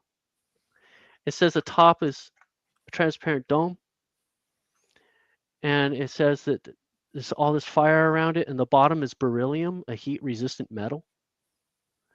And then it says that there's like this portal on top. They could see into God's throne. Well, if this is a interdimensional, intergalactic vehicle, it can create a wormhole anywhere it wants, and you could literally see into God's throne room. It could just generate a quantum singularity, open a portal up. You're looking at God's throne, so you see God on his throne right here above it, or anywhere around it, wherever it decides to open that portal. So it would totally explain it. I think people get confused because angels use technology, and Christians aren't used to thinking of angels as using technology or needing it. But I think it's a colorful reality, like the Q, right? The Q in Star Trek didn't really need technology. Now they might pop up onto a ship and have a conversation with Captain Picard and have a human body. Did they need it? No. It's more like they would come down to our level just to chat with us and mess with us or whatever. But they were so powerful they could bounce around planets, without a technology assistance. So I think it's like that in reality, that there are beings. Satan, according to Lucifer, according to Ezekiel 28, walked amidst the stones of fire. And then when he fell from glory, he was no longer allowed to walk amidst the stones of fire. I think the stones of fire are solar systems. And he had unbridled access to the heavens. And then he sinned. He abused that access and garnered a bunch of, angels to follow him in his rebellion. Then it's like, bam, okay, now you're going to be stuck on Earth. I'm not letting you off this planet. And it says he fell to the earth. And yeah, that's what it means. That's, I believe, what it's talking about. This intergalactic rebellion that he led, and that when he lost, Michael blew up a planet. We used to have another planet called Astera. It's now the asteroid belt. And he blew that up. A chunk of it hit Mars, devastated what was there. A chunk of it hit Earth, destroyed Earth and everything that was here in Satan's kingdom. Hit Saturn, flipped it on its axis. Now it's perpendicular with that ring going perpendicular to its orbit on the sun. So it's 90 degrees off, and it stayed that way ever since. And I think we have remnants of Satan, Lucifer's ancient kingdom still here on this planet. I think they found it in Antarctica, and I heard about it when I was in the military. Hold on. We're going to get going here in 7 seconds. 1 second here.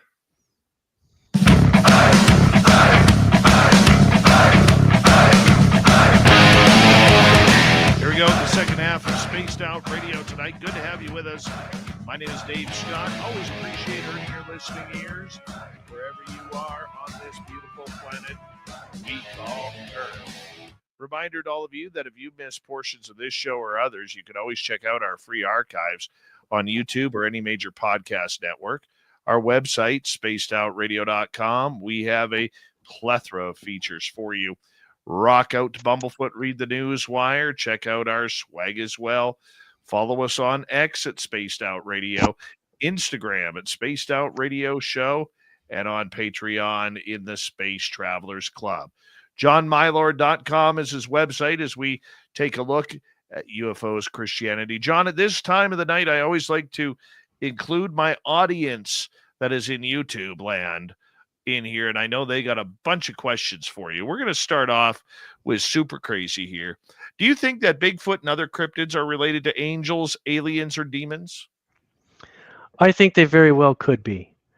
So first of all, cryptids in general, the Bible talks about in Genesis chapter 6 that the Watchers descended on Mount Hermon and interfaced with humanity, gave us a lot of technology that we were not ready for, and even mated with humans. If you look at the book of Enoch and the book of Asher, or Jasher, which are, extra biblical, Enoch almost was in the Bible. It missed it by one vote in the Council of Nicaea, but it is still referenced in the book of Jude, which is in the Bible. So it's very close there. And that talks about the same activity. It's the unabridged, extended edition of Genesis 6. Talks about a lot of these beings, and if they're mating with animals and creating these hybrids, which the other legends of mythology also talk about, is said that these beings were so powerful they could shapeshift and then mate with animals and then have part animal human looking children.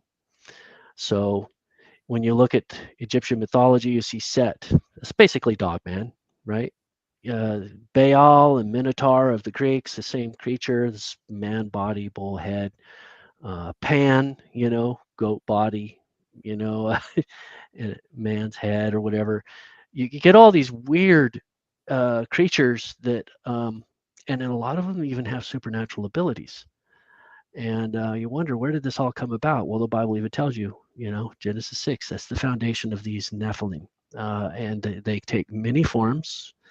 And I believe, so that's your link to other worlds, right? Otherworldly beings, because angels are the ones that sired them, and angels are not from here. Angels are from the heavens, as it tells us in the Bible. So there is the link. As for demons, that is different. Demons are the ghosts of Nephilim. So they're non-corporeal beings, and they are searching for hosts to possess, whereas angelic beings do not need a body. They have a body. So a lot to unpack with that question. All right, let's go to another one here. Let's go to, where are we? JSCO here. There's an ongoing war on a spiritual level that has raged for a long time. Explain who's fighting the war and how it's affecting us. Yeah, the war that began in the heavens, as I was referring to Ezekiel 28, right? And Isaiah 14 talks about Lucifer when he was a glorified being. And he once had a kingdom, and he walked in the garden of God, which is on earth. So Satan literally had a kingdom here on planet Earth with an angelic kingdom. This is the Neanderthal and the Cro-Magnon and the fossil record. They're inhabitants of Lucifer's kingdom. This was a part angelic, part non-angelic kingdom, because imagine Adam and Eve, and then they already translated, and some of them became angels, and then they sinned. Well, that was Lucifer's kingdom, where you had some fallen angels, some glorified angels, and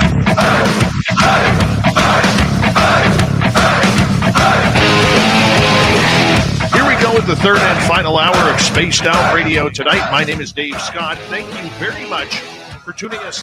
There we go. I apologize about that. That is my fault. no worries. I'm like, where's my theme song coming from? All right. Sorry about that. Go ahead. Okay, so you had a complex society of some angels, both faithful and fallen, and then actually mostly fallen angels, because it was Lucifer's kingdom here on earth. And then you had all these mortals, and then God sent the archangel Michael to put an end to the rebellion, and I believe he blew up a planet. The Bible refers to it as Rahab. I think it's the asteroid belt. Richard Hoagland talked about this. It's called the exploded planet hypothesis, that we used to have another planet in our solar system. It blew up. A chunk of it hit Mars. A chunk of it hit Saturn. A chunk of it hit Earth. A chunk of it hit the moon. So there's a big dome on the dark side of the moon, got destroyed. Probably that's when it happened. Mars used to have life on it. It used to have a civilization there. I think that's pretty clear nowadays. Yes. It got wiped out from that explosion. So Lucifer's kingdom spanned beyond this earth. It was, in fact, encompassing the entire solar system. Mars got hit by a chunk of that. And here's an interesting fact. A Saturn rotates around the sun, but its rings are rotating like this, while its rotation around the sun is like this. So it's perpendicular. Those rings are perpendicular to its orbit. So it got hit by something that knocked it 90 degrees, and it's stayed that way ever since. So there's evidence of this cataclysm in our cosmos, in our solar system, a long time ago, and in a crater off the side of, off the shore of, what do they call it, Florida. It's about 100 miles across, and they said that was a planet killer, that comet that created that crater into the ocean. And that might have been where that chunk of rock hit. Satan's kingdom was completely obliterated. And so you see in Genesis chapter 1, verse 1, it says, "In the beginning, God created the heavens and the earth." The very next sentence says, "And the earth became void and without form." Well, it says the earth was void and without form, but when you actually translate tohu, void, it's an active destruction. It's not like it was void and then God starts forming it. No, it was already there. In the beginning, God created the heavens and the earth. And most people interpret that as like, oh no, that's just an opener to the creation. And then the rest of, Genesis chapter 1, verse 2 through 225 is, the ordered sequence of events over the next 7 days. Well, no, I think that God actually created the heavens and the earth. Done. They existed, and they existed for a very long time. Could have been even billions of years. And then God destroyed. He made it void. Form and without void. Boom! So that was the destruction right there. That's the first reference to the destruction. And then you read the details in Ezekiel 28 and Isaiah 14 that Lucifer had a kingdom here on earth, that there was a garden, and that's where he had his throne. So you're not going to have a throne and just be there by yourself. You're a king if you have a throne. You have a kingdom. So it was an angelic kingdom here on this earth. It was highly advanced, highly advanced. And I predict that we will be whipping stuff out of this planet.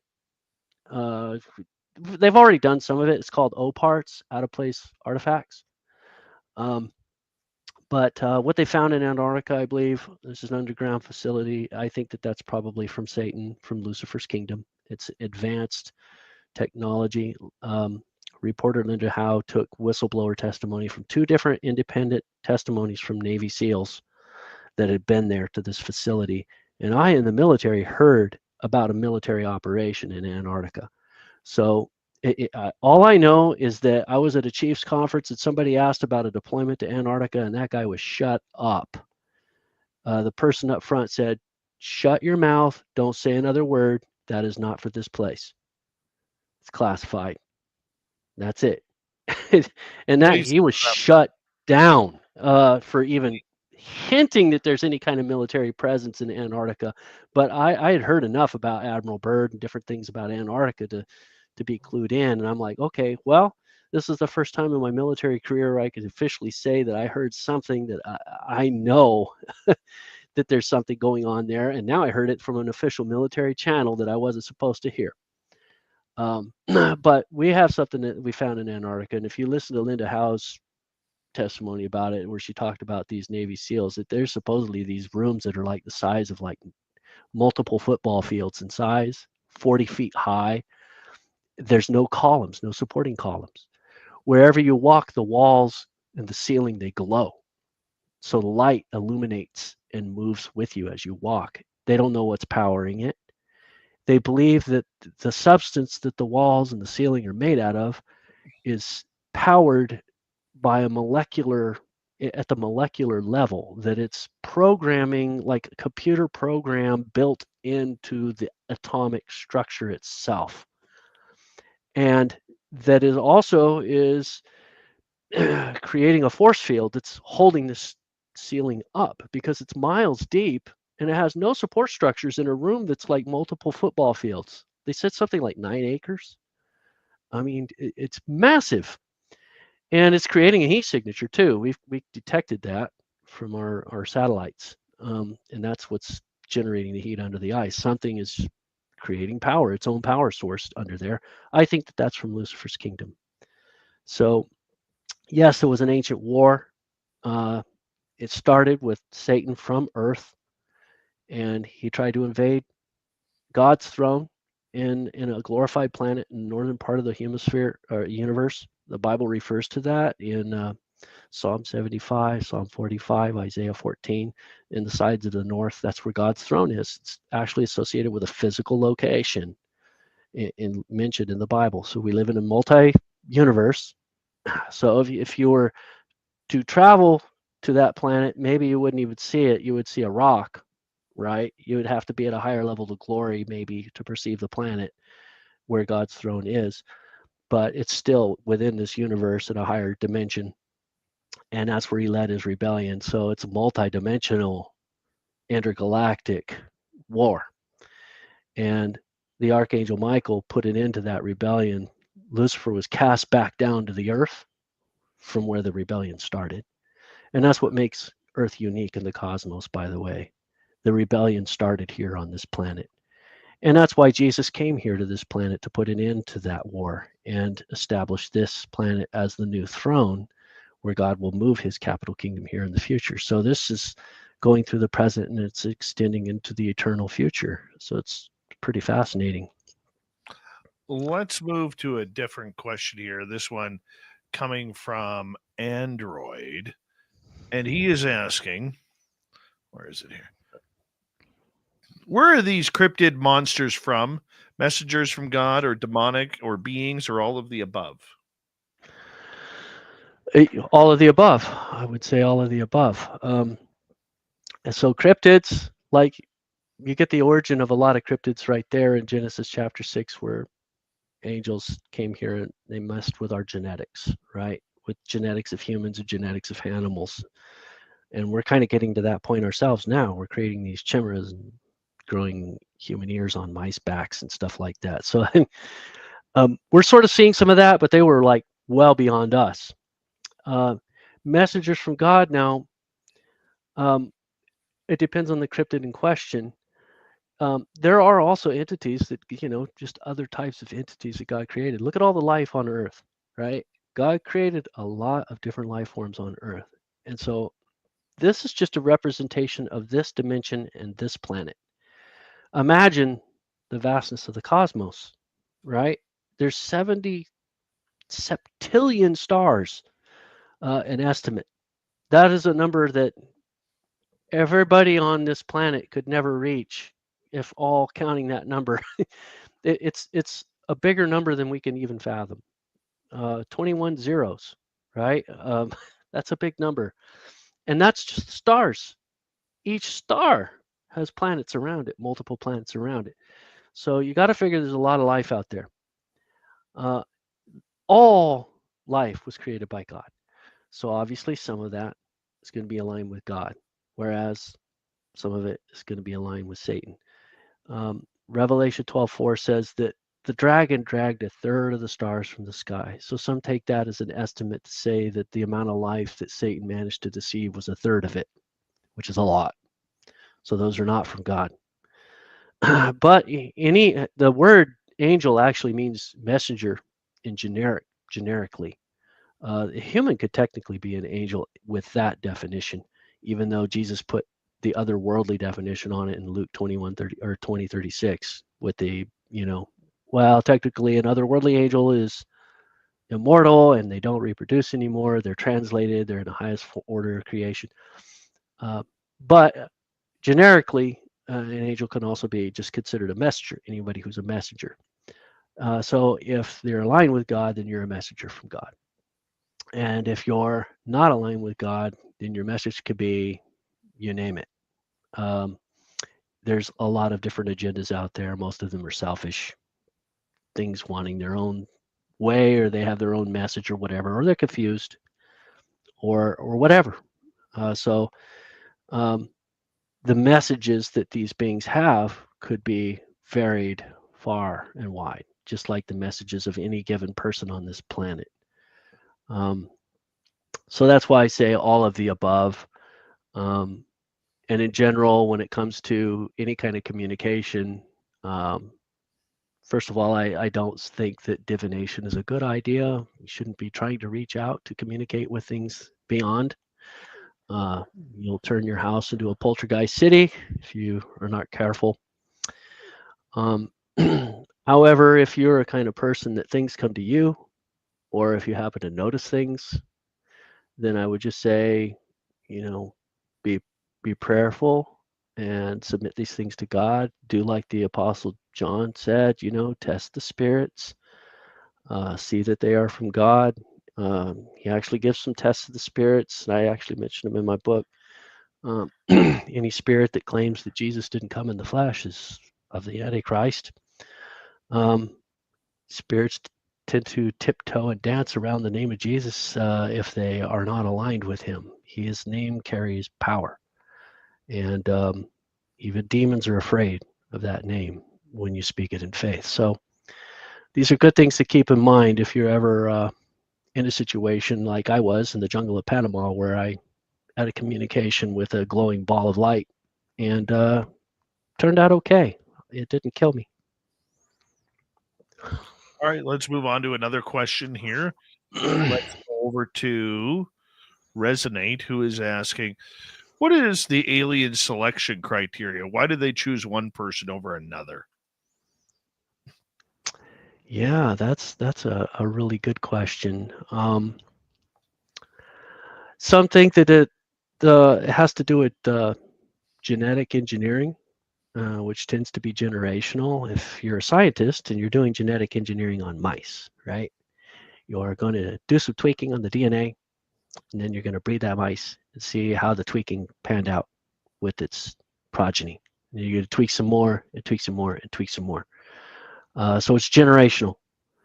That could be one reason why it tends to follow families, these kind of things. They also might be looking for certain attributes, just as a geneticist might. Then you can also look at this from a spiritual warfare point of view. People may be targeted to be taken out or to be used as a messenger, right? A false messenger, right? So whatever God does, Satan tries to copy. God chooses people because he's looking at the heart, the inner man, and different things. God is always looking at things that we're not. And he's like looking at the intangibles, and he chooses. But Satan does exactly the opposite. Satan wants to choose somebody that's going to be appealing to people, and for the wrong reasons. So on a spiritual level, if you're looking at why are some people chosen for something, if you're looking at it from a spiritual warfare angle, you could be chosen to be deceived, right? Satan really wants to deceive gifted people that God gives abilities to, because he could use them more effectively. There's an example of that with Balaam in the Old Testament. This was a prophet of God, but he allowed himself to be deceived, and then he ended up going bad. So he went from prophet to sorcerer. So read about Balaam if you want to see that and understand that dynamic. Let's move on here. We got about 3 minutes. We got time for probably one more question. Let's go over to Paramarv. Since you were a military man, and thank you for your service, how much sway does a group like the Collins Elite have in setting the expectation that aliens are a demonic origin? The Collins Elite. I would have to Google on that term. I do know that Navy SEALs are giving testimonies right now, and they're taken with a grain of salt, believe it or not. I've been following disclosure stuff with what's that guy, Greer, Dr. Greer. Stephen Greer, yeah. Yeah, yes, and he claims that there's a group of military, so maybe this is this Collins Elite you're talking about, that within the next 30 days, and he gave this like over a week ago, so it's less than that, but he's saying that all these drones and stuff, this is our stuff, and it's reverse engineered alien technology, a lot of it, and that they're going to come out with this huge public disclosure reveal, and it's going to be setting this next administration off here in the United States, kind of like a huge agenda setting item going forward. And there's all kinds of ways that this could go sideways. So he doesn't really follow a Christian way of thinking about things. He sees all the ETs as all good, and he's saying that there's these people like Tom DeLonge and whatnot are going to try to use this as a war fear-mongering tactic and turn this into another money-making enterprise, and build up the Space Force and spend tons of money on military hardware and whatnot. That there's an angle to that actually makes sense. It is a trend that the United States seems to do in particular that's very troubling. We like to instigate wars that shouldn't be going on, and to make money out of it. I don't know. Your program will probably get censored if I keep talking too much about that. But all I have to say is that if there is a disclosure, we don't know exactly what direction that's going to go. There are groups that want us to think that they're demonic. There are groups that want us to think that they're good. I think that they're both. But in general, being that we're in the end times and the Bible's talking about the rapture being around the corner, and right after the rapture, that's when everything's really going to go sideways pretty bad. And those are going to be primarily bad guys that are going to be running the show and on the main media and promoted by all these politicians and stuff globally. And it's going to be the remnant, the people that are going against the grain, that are saying, well, wait a minute. They're questioning the narrative. They're refusing the vaccine. They're doing whatever the government doesn't want them to do. And they're wanting to shut them up and censor them and even behead them before it's all over. Those are the people that are going to be tending to, aligning with good and not bad. But all along, there's going to be ETs that are good guys and bad guys. John, thank you for coming on Spaced Out Radio. Coming up next, Swamp Dweller and Little Timmy James. We'll be right back, everybody. You're listening to Spaced Out Radio with your host, Dave Scott.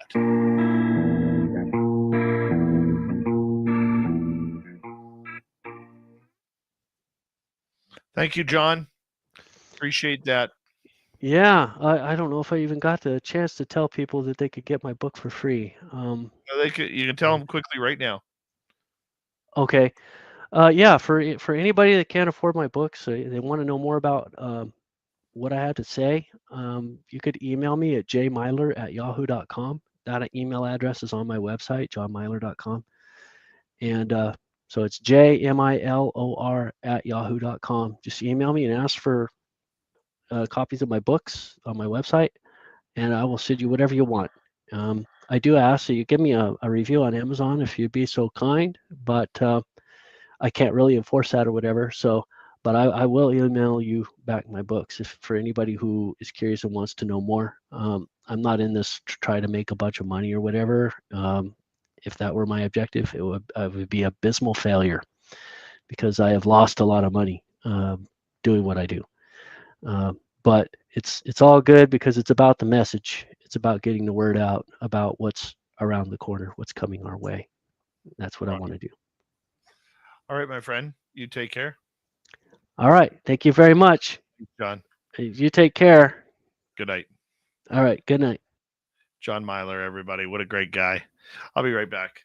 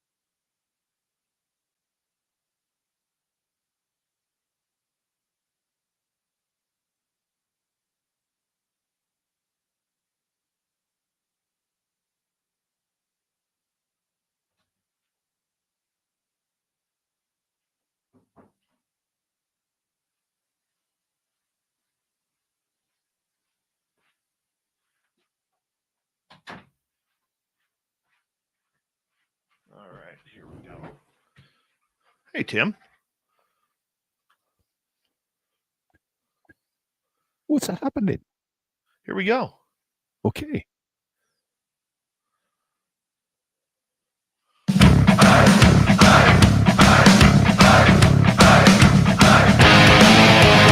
Third and final hour of Spaced Out Radio is now underway. Good to have you with us. My name is Dave Scott.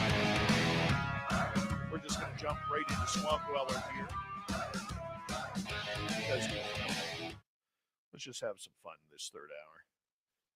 What do you say? Here we go. Hello and welcome to Spaced Out Radio's Swamp. I'm Swamp Dweller, and tonight I'm going to take you on a mystic journey of the unknown, sharing tales of monsters, legends, and nightmares. Welcome to the Spaced Out Radio Swamp. Oh, where'd that go? Oh, there it is. So this isn't my personal story. It's from my lifelong friend Jackson, whom I've been friends with for 17 years. And in all that time, the only incident that has ever scared me or him was this. Years ago, we were on a camping trip with his family. It was the summer of 2008 at the time, and we were relaxing on the way to the campsite. We got to this small town and decided to camp in those woods. So we set up camp, Jackson's mom made dinner, and after all that, we watched other camping videos their family recorded. We made marshmallows and had a fun time. Then at around 8:30 we went to bed. And now we're going to shift into Jackson's perspective. Sometime at around 1 a.m. he woke up. He says he didn't know why, and since he woke up, he walked around and used the bathroom. It was sometime around 5 minutes later when he heard something he had not noticed before. It was a faint noise, like a thumping noise. Jackson, being the cocky person he is, muttered, "People don't know how to be quiet out here." He assumed it was somebody drunk or something taking long, exaggerated steps, but it stayed the same volume every time. Then he got curious and walked toward the noise. He hid behind a bush when he got close enough. What he saw scared him so bad he forgot to even scream, which probably saved his life. A man had dismembered body parts with him and was trying to stick them to a tree. He had multiple dismemberments with him. Then he saw a bag full of axes and saws. That's what he was hearing.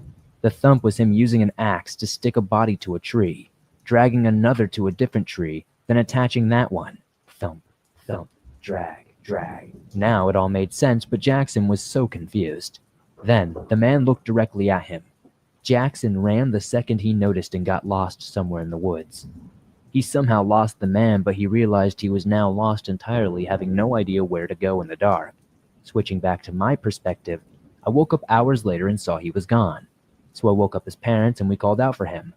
We did eventually find him, but his clothes were torn, his eyes were baggy, and he was in shock. We took him to the hospital, and he was having nightmares for some time. Every night he'd wake up screaming, "Don't kill me, please." When he finally calmed out of his mental state, he told everyone the story. And I believe him entirely, because why would he lie about this?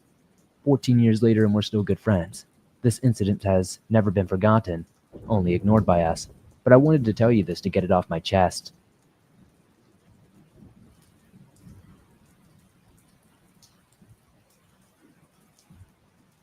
The Woman in the Park by Anonymous. So this is a real story. It is something that did happen to me. I was in a park with my mother waiting for my dad to come. I was sitting on a bench, and then I saw an old woman. She was looking straight at me, straight into my eyes. I swear in her look was something downright evil. I thought maybe I was hallucinating or just making things up. At the time, she was sitting next to a tree in the upper right corner of the park. From the right corner of the park to the upper left corner were like 10 meters. I blinked and she was in the left corner all of a sudden, and she was still looking straight at me, straight into my eyes with this look of malice. I thought maybe it was just my imagination again. I didn't tell anyone about it until I had a couple of nightmares in that same place, with the same old woman. The priest of the village and I were excellent friends, and when we met at the church, he saw that I wasn't all right. He asked me what had happened and what was going on. I asked him not to laugh at me and told him everything, detail by detail, not missing anything. What he told me shocked me. He said the old woman was an evil spirit, like a demon or something. I didn't believe him at first. Then I went to the people that were with me at the park at the time that day and told them about it, and they also agreed that it did sound like it was something evil. So, being religious, I got myself cleansed, and I haven't seen her ever since, but I don't really go to that park too much just because I am kind of paranoid. All right. Thank you, Swampy, for another great story or set of stories there. If you want more, go to YouTube, type in Swamp Dweller, and you can get as many as you want. That is an interplanetary flying space saucer.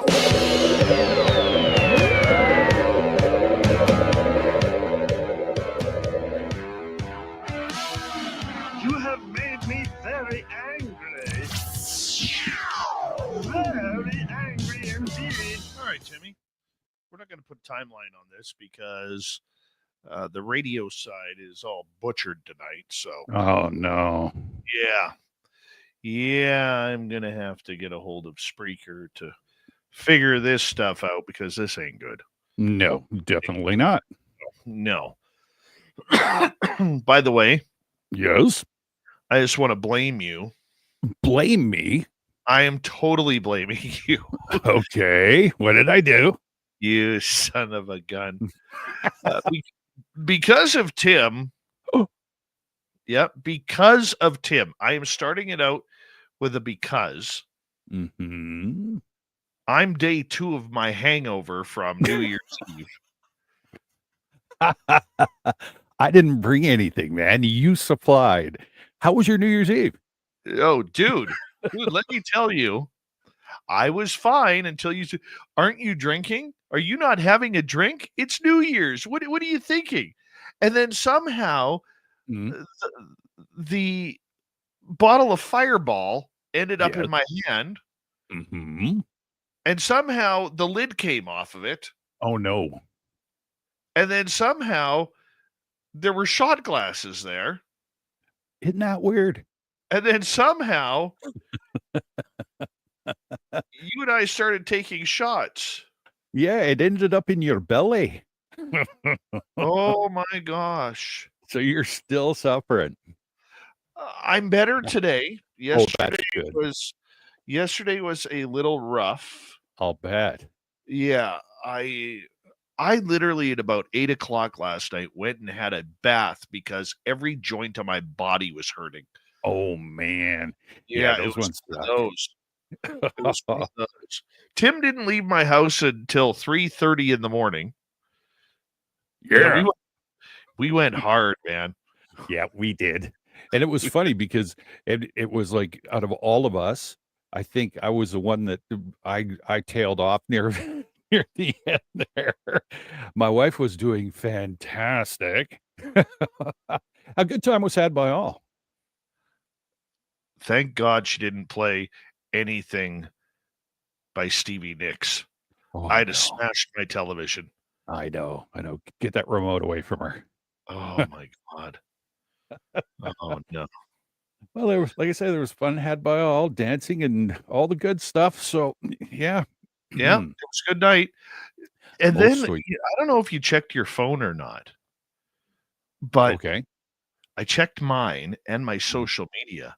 And apparently when we were outside for a New Year's cigar, Yeah. Elovni Volador and El Fantasmo showed up. No way. And they started calling people. No way. They were phoning people? They were phoning people. Oh my gosh. Yeah. Yeah, no. That's funny because the girls never said anything about it. It wasn't pretty. I've heard that many people are affected. Uh-oh. That many people are we may have missed, we may have lost some listeners because of this. Uh-oh. Not gonna lie. Uh-oh. Yeah, I heard that they crashed Rob's social dig. Yeah, apparently they did. Uh-oh. Apparently Weird. Oh, it was a horrible situation. Yeah. Horrible situation. They even tried to call Ozzy Ange twice. Oh, no. That's what she says in the chat room. I missed 2 calls. Weird. You're lucky. Yeah. No kidding. No kidding. Hi, Cat the Kit. How are you? By the way, big thank you to our super chatters, Deborah Rooney ×2, Major League Gizmo, and Mel WD40. We appreciate that. Yeah, it was a horrible, horrible, horrible night. Yeah. Yeah, it was. And the fact that those 2 morons kidnapped one of our phones. I don't know which one. Yeah, me either. Both of them. Yeah, I haven't even checked mine. I'll have to go through it and see. It was terrible. Huh. Well, I Terrible. heard somebody got some pictures too, so I don't know. I'm just It was horrible. Mhm. Horrible. I don't know how people can do that to other people on a special night like New Year's. I know, right? It doesn't make sense. Not at all. Not at all. Well, Yeah. you know, there are a couple of clowns. This was on my phone, dude. What the heck? Yeah. Weird. Huh. Yeah. Yep. It's So terrible. I don't have it. So yeah, they must have been using yours. I don't know. Haven't seen them forever, and then all of a sudden they show up. Oh, tell me about it. It's horrible. Yeah, absolutely. Horrible. Yeah, they stole my phone. I don't like that stuff. No, I don't like that stuff at all. definitely not your style. No. And so hi, Skip to my Lou. How are you? It was embarrassing. Yeah, a little bit. The fact that people were messaging me say, why do they have your phone? Exactly. And it surprised me that the ladies never said anything either. So that's kind of weird, but well, is what it is. Who knows? Who knows? What do you got for us? Well, 2024 was all about drones. Now they're adding orbs to the mix. Nice. So, yeah, I know, right? And now let's look at something else. So basically in New York, bright orange UFO orbs were allegedly caught flying over New York City, raising concern among residents of the Big Apple over the holidays. So a Reddit user posted the video to the UFO subreddit, a forum for UFO discussions where people could talk about sightings, experiences, news, and investigations. The local recorded the video above Brookville Boulevard in Queens, New York, next to JFK Airport. We looked up, and there were 4 orange orbs in formation in what is supposed to be a no-fly zone. They then started to disappear, the user wrote. In the video, 4 unblinking orbs, orange orbs, are suspended in the air, forming a striking boomerang shape. A video was taken from inside the user's car and another from outside the user's car. They were moving oddly, like not completely stationary, and then started to disappear one by one. The second to last one drifted slightly, then disappeared. They maintained that formation for the duration of the sighting, the user also said. Users local to the New York City area confirmed the traveler sightings. One, who goes by the username Zora Octavia, said they have lived by the airport for over a decade and know the difference between a plane and a UFO. I would hope so. Lived here for 14 years with planes flying by all day, every day. They fly so low, it feels like they can almost reach out and touch them. I know what they look like when they come into land and take off. I've never seen anything like this, ever, he said. Other users deemed the occurrence as highly suspicious and were shocked the government wasn't taking immediate action. Right.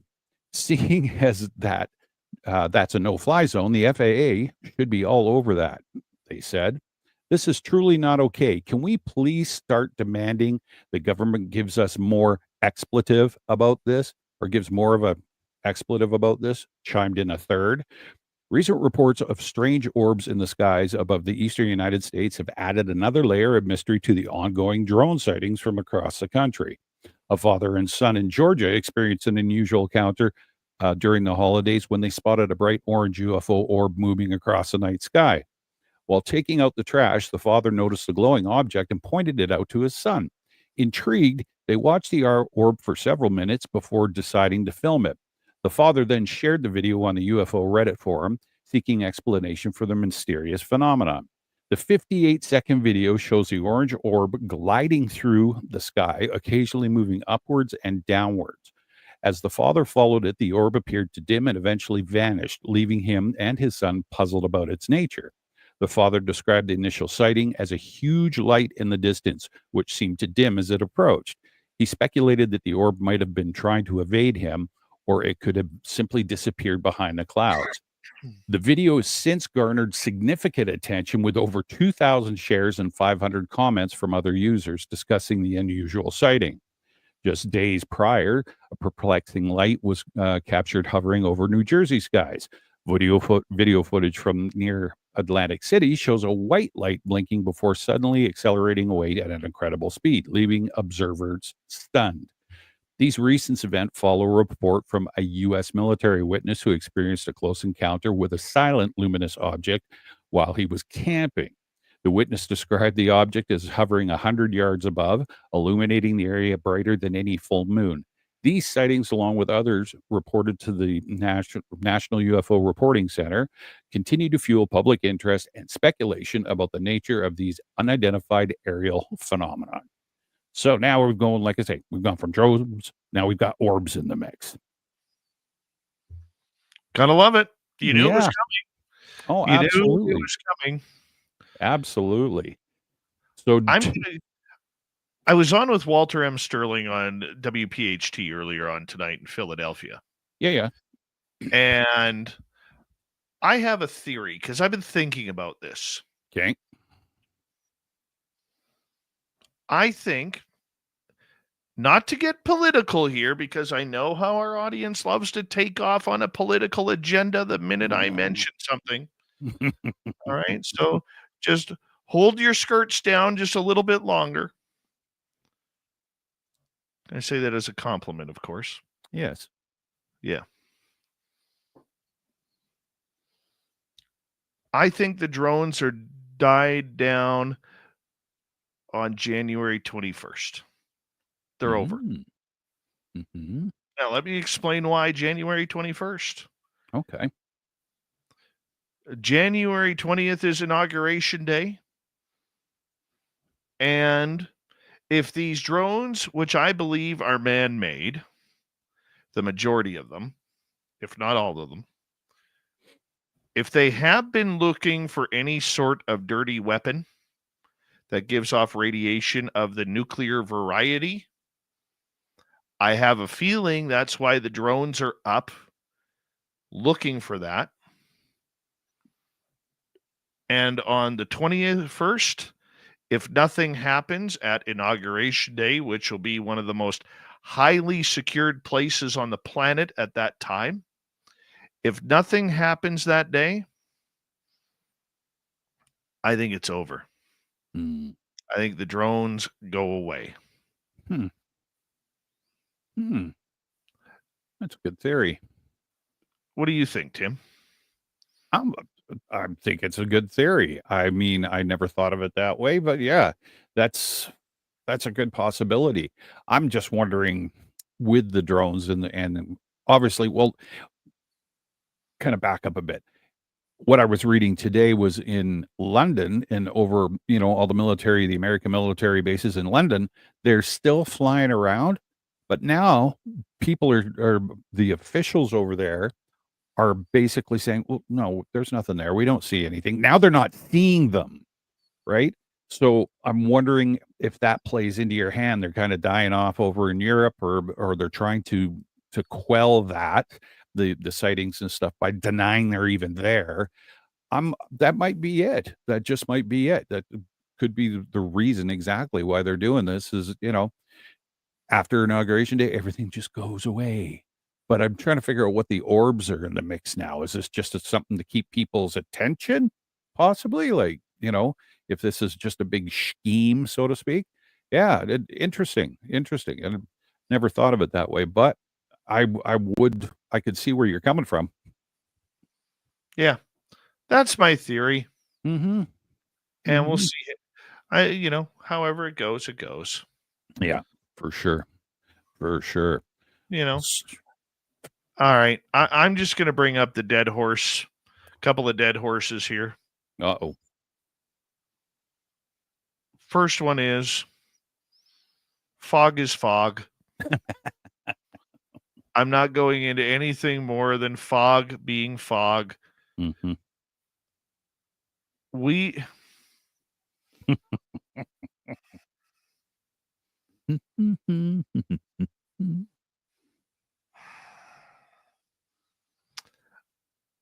what kills our community is when we start doing things like this.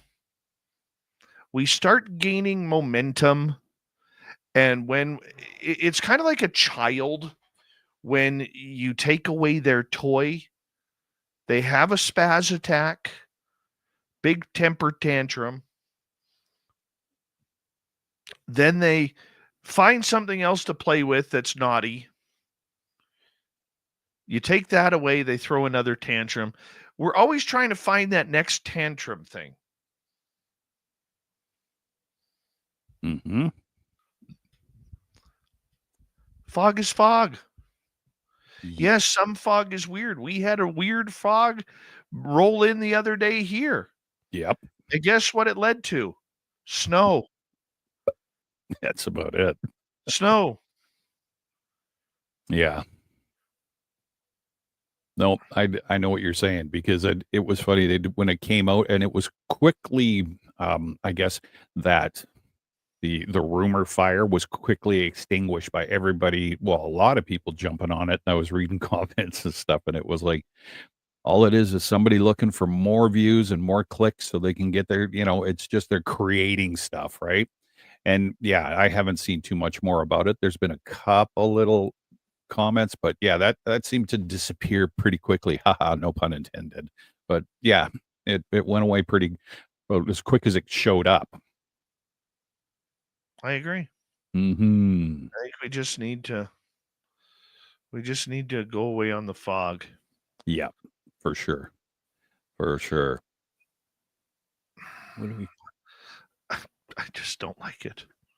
I don't like it. So we And breaking it about it? Don't Sorry. even get me started on the World Junior Hockey game tonight. No. Hockey Canada needs to be disbanded. This is what happens when woke takes over hockey. Oh. Exactly what we see with the results, the participation badges. Mm-hmm. Tom Rennie wanted that a long time ago, and we got it.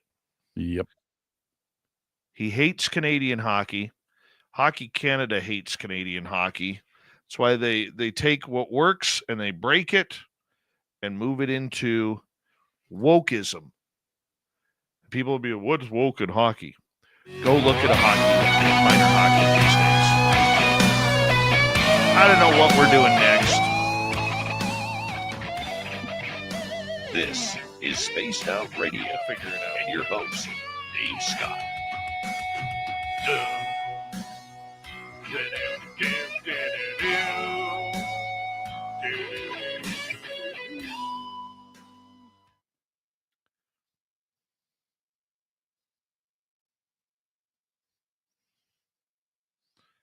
Did you know in Canadian minor hockey, Mm-hmm.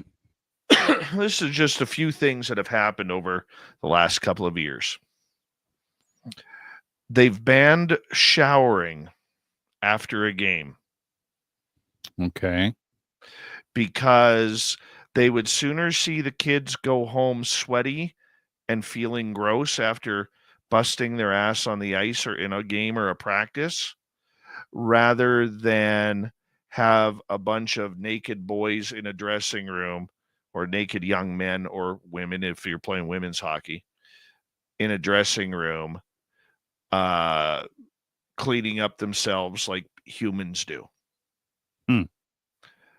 Number two, because of wokeness,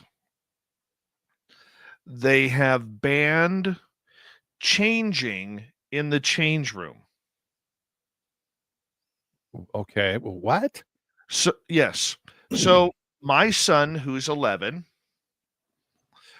because some children may be confused of what they are, and I mean that with all due respect.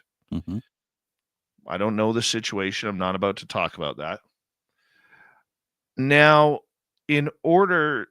back in our day, we just used boxer shorts, then you threw your cup on and Mhm. whatever. Mhm. Now you have to go to the bathroom. A player is not allowed to get changed to their underwear in the change room. They must go to the bathroom, close the door, take their bottoms off, put their hockey bottoms on before they can exit back into the change room and get changed. Interesting. Yes. Yeah, that's weird. I mean, just coming from my, I mean, I played rugby and all that sort of stuff. And yeah, after the game, you jumped in the shower and before the game, everybody got changed in the change room. I mean, Yeah. stating the obvious, but Yes. Another thing is girls can change in the boys' change room, but boys cannot change in the girls' change room. So, like in our league or in my son's league, there's a healthy mixture of girls and boys hockey mixed together. I think it's great. yeah, it's cool. Okay. And by the way, the Women's Professional Hockey League kicks ass on the WNBA. It really does. Mm-hmm. Okay. Watch it sometime. Women's hockey is phenomenal. Mm-hmm. Phenomenal. I've been a huge fan for about like 22, 23 years of women's hockey. Huge fan. But the rules that Hockey Canada has come up with taking hitting out over the past 20 years, 25 years, they've taken hitting out of the game. That's part of our game. Guess who dominates the hitting now? The Americans, who took our game plan on how to improve hockey. Yeah, That's why the Americans, USA Hockey is phenomenal right now. They are breeding players left, right, and center. And everybody's saying, well, they got more population. Doesn't matter. They took our game plan. USA Hockey took our blueprint and are training their players to do that, to play a beautiful, physical, hard-nosed game, which is gorgeous on the ice. Gorgeous. And that's why I chose Team USA to win the gold medal. Us, we want participation badges. We were too scary and hits hurt. We were too worried about a kid taking a body check and getting hurt than we were about teaching them how to protect themselves on the ice. Horrible. no doubt.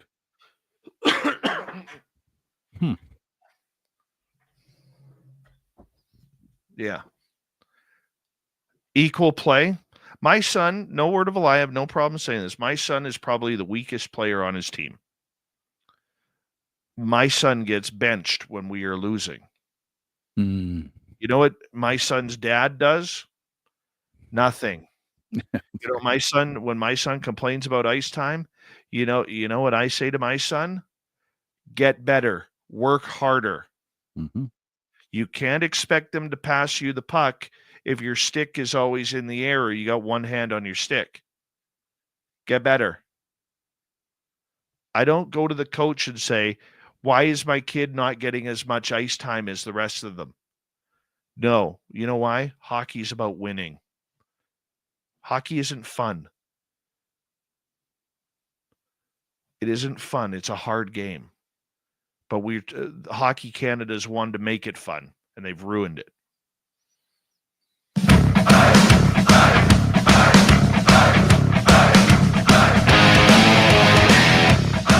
Yeah. So we're just going to continue on.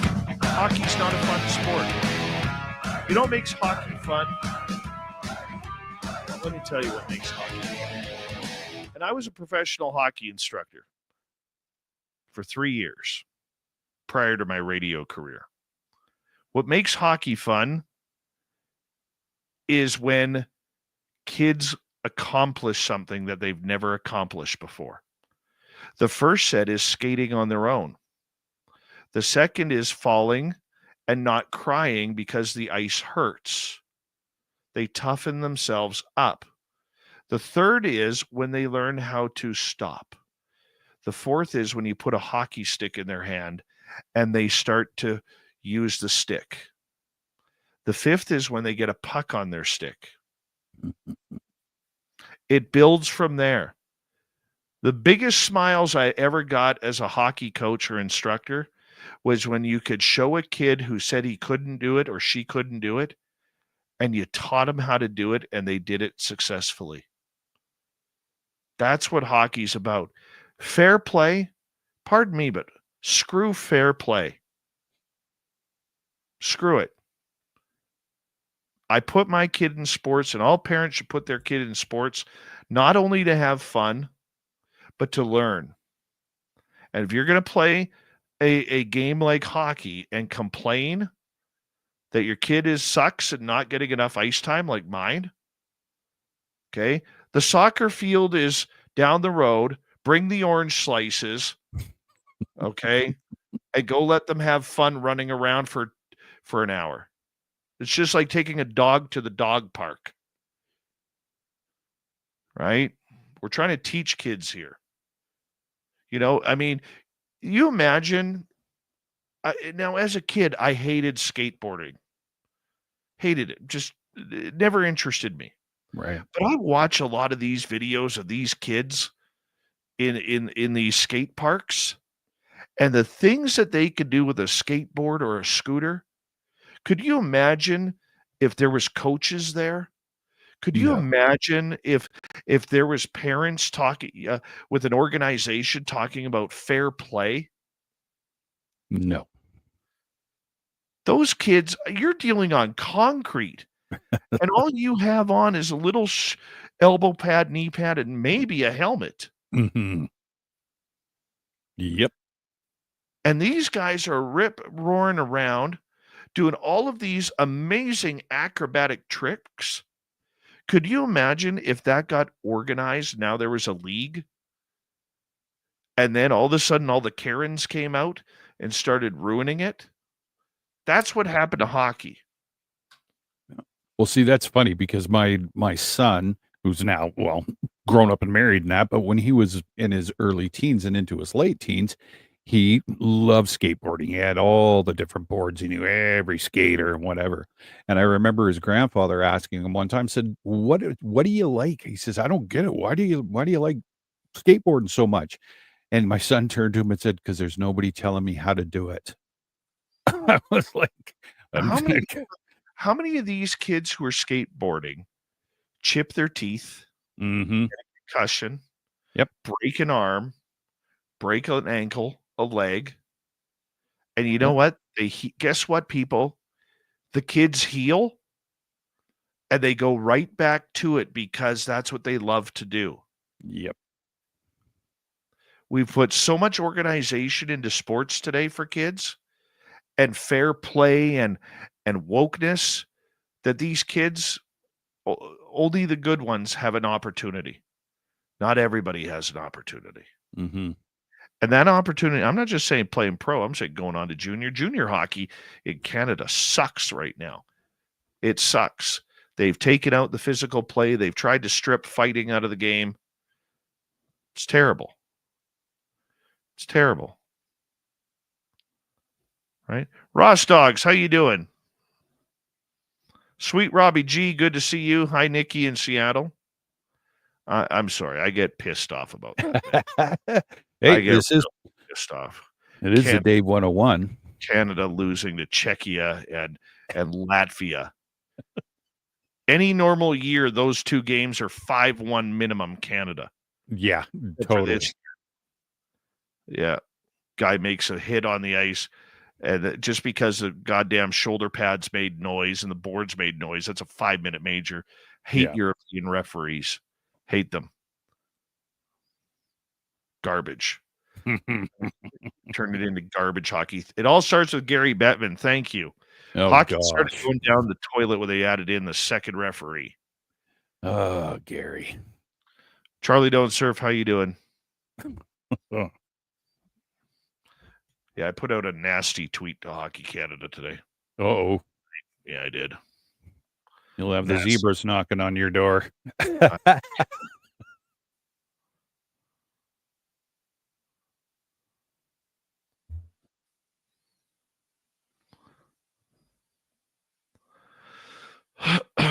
You all right? Oh, yeah. I'm responding. Oh, okay. Obviously, you don't have a kid in hockey now.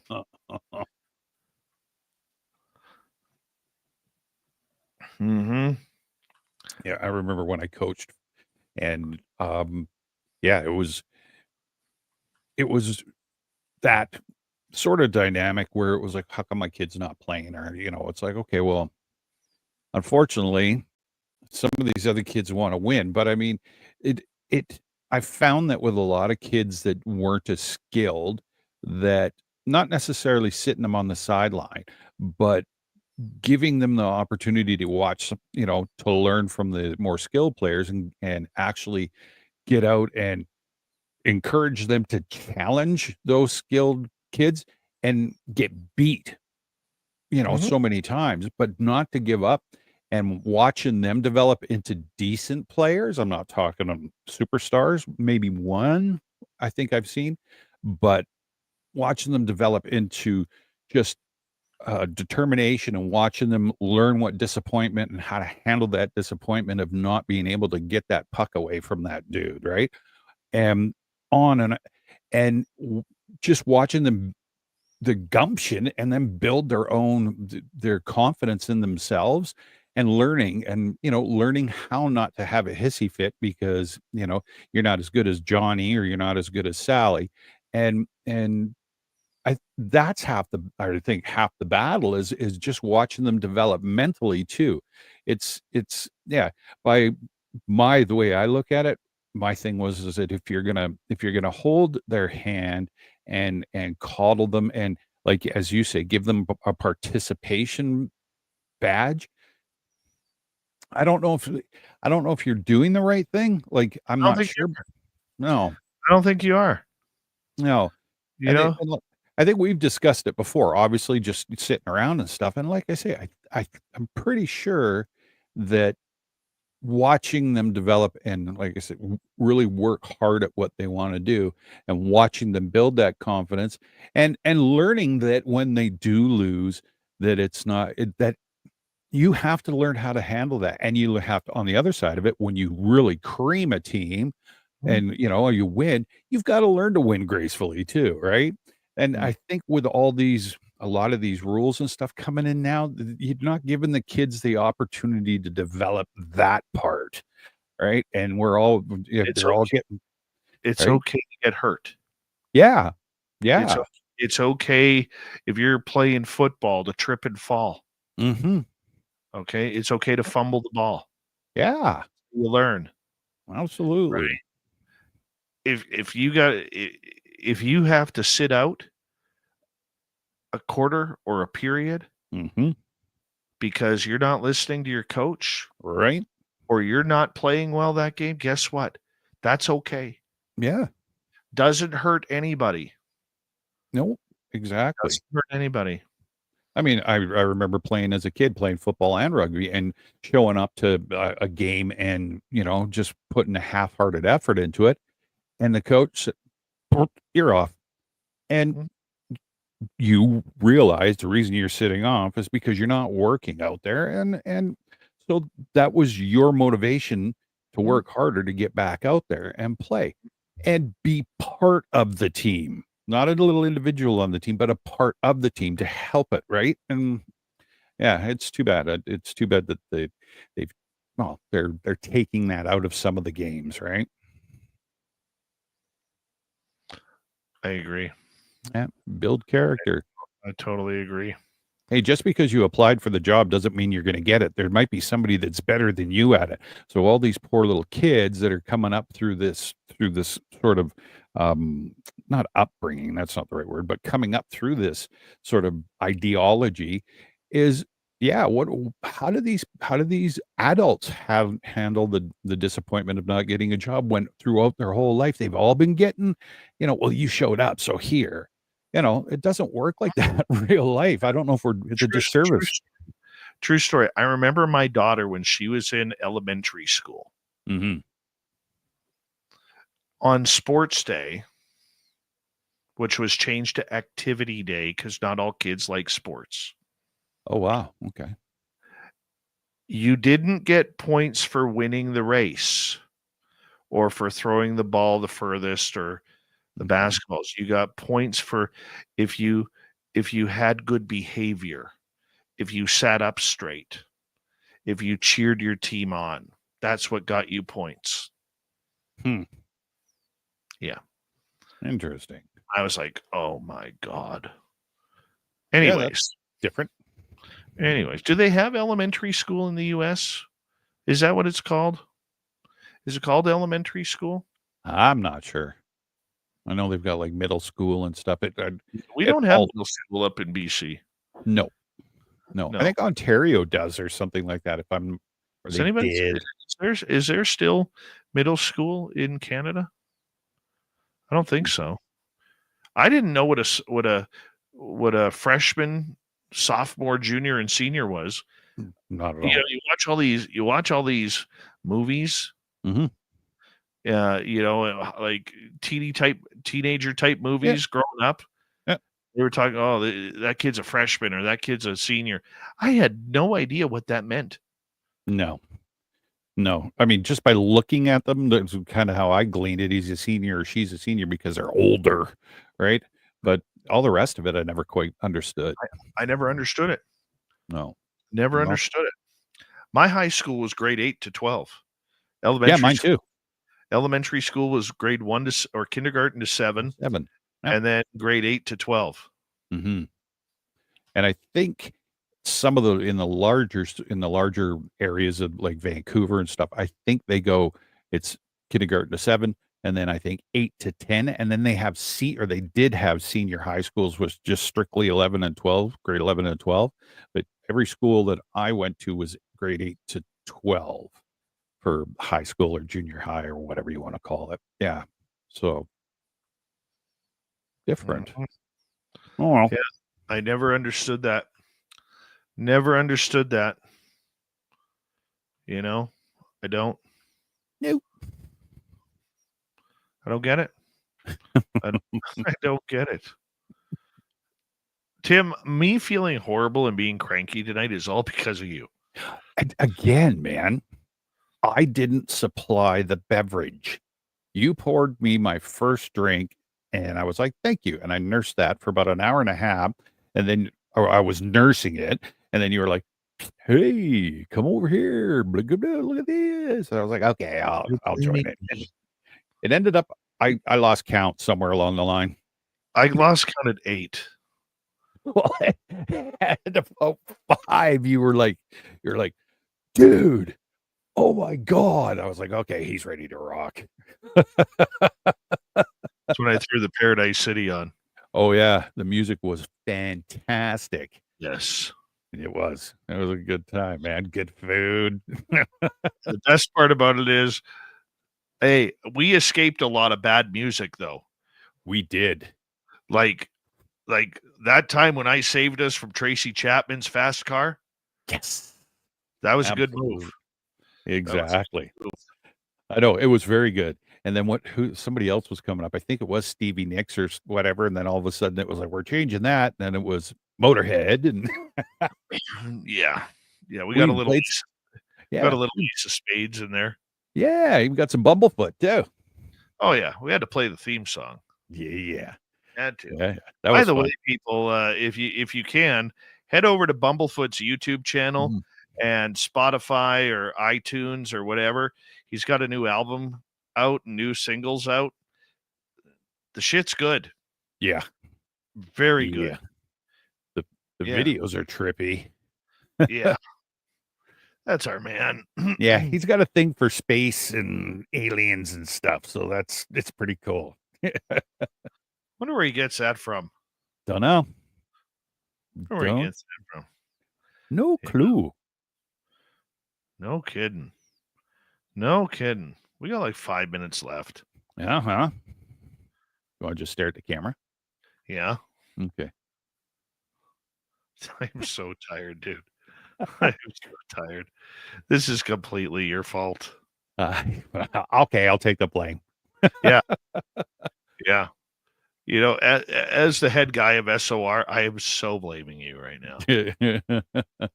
So blaming you. Yeah, well, I'm a bad influence. Just wait till Vegas. Mm-hmm. Mm-hmm. It's Uh-huh. scary. It's scary. I'm not gonna lie. Uh-huh. Kira's apparently all raring to go to Rachel, Nevada. So if you're coming to Vegas for May 1st to 5th or 4th, Mm-hmm. I'm leaving on the 5th. Tim's leaving on the 5th. Yeah. Well, Be prepared to head on over to Rachel, Nevada. We're gonna go to Little Alien. definitely. Yeah, we are. Oh yeah. If you Looking want to come, forward. you can come. If you don't, you don't. If you want to but can't, we understand. Yeah, no doubt. No doubt. There'll be quite the crew there, that's for sure, by the sounds of it. Yep. I think we've got the whole 12th to So our 15th. team is going. Yep. Josh Rutledge and Shane Hurd are coming up. Mm-hmm. I think Star Shine is going to be there. Yeah. Our Keith, I think, is trying. I'm going to see if Lorian and Melinda will come because they're fun. Jim Goodall is making an appearance. Mm-hmm. Merle is going to be there. Well, he better be because he's the one who started all of this. Yeah. By the way, shout out to Merle. I'm just going to grab it here. Oh yeah, for sure. He's got a new documentary out on Barkerville, the hauntings of Barkerville. It is freaking good. My favorite place to go to. I love it there. Yeah. Let me find that. Hold on. Where? Mhm. I'm going to put the link in the room here. Where is it? There it is. I'm going to put the link in here. There it is. All right. Where is StreamYard? Has Canada ever had a shark attack? Yes. Around around Nova Scotia, great white sharks, they believe, breed there. Yep. And in fact, a couple years ago, in one of the coves, there was about a 20-foot great white spotted along the rocks. Ugh. And Vancouver Island, around Victoria, straight up to the Queen Charlottes, which are now known as the Haida Gwaii, Mhm. they will get great whites as well at certain times of year. Yeah. Not me. Nope. No. Not at all. No. And they take out those inflatable dinghies to go look for whales. You know what Jaws would do to one of those? Not Yeah. frickin' chance, man. Not a frickin' chance. Okay, if you get a chance, seriously, go watch that. Go look at that link that I put up. For sure. Just copy it and paste it into your YouTube. Very cool. Yeah, make sure you go check it on out. Thing already has. Where is it here? Where did I put it? It's only been up for like 48 hours or 24, 48 hours. Yeah, I think you put it out New Year's Day. It's already got like 15,000 views. Mm-hmm. I like the way he started it out, or the way that they produced it at the beginning like that, and a little bit of this is what what this place was about, I was like sucked right in. It's good history there. Mm-hmm. Good history there. Yeah. A lot of people commenting Merle in the comment section too, Mm-hmm. which is nice. Absolutely. Yeah, you got to Merle it up over there on that channel. I'll post it again.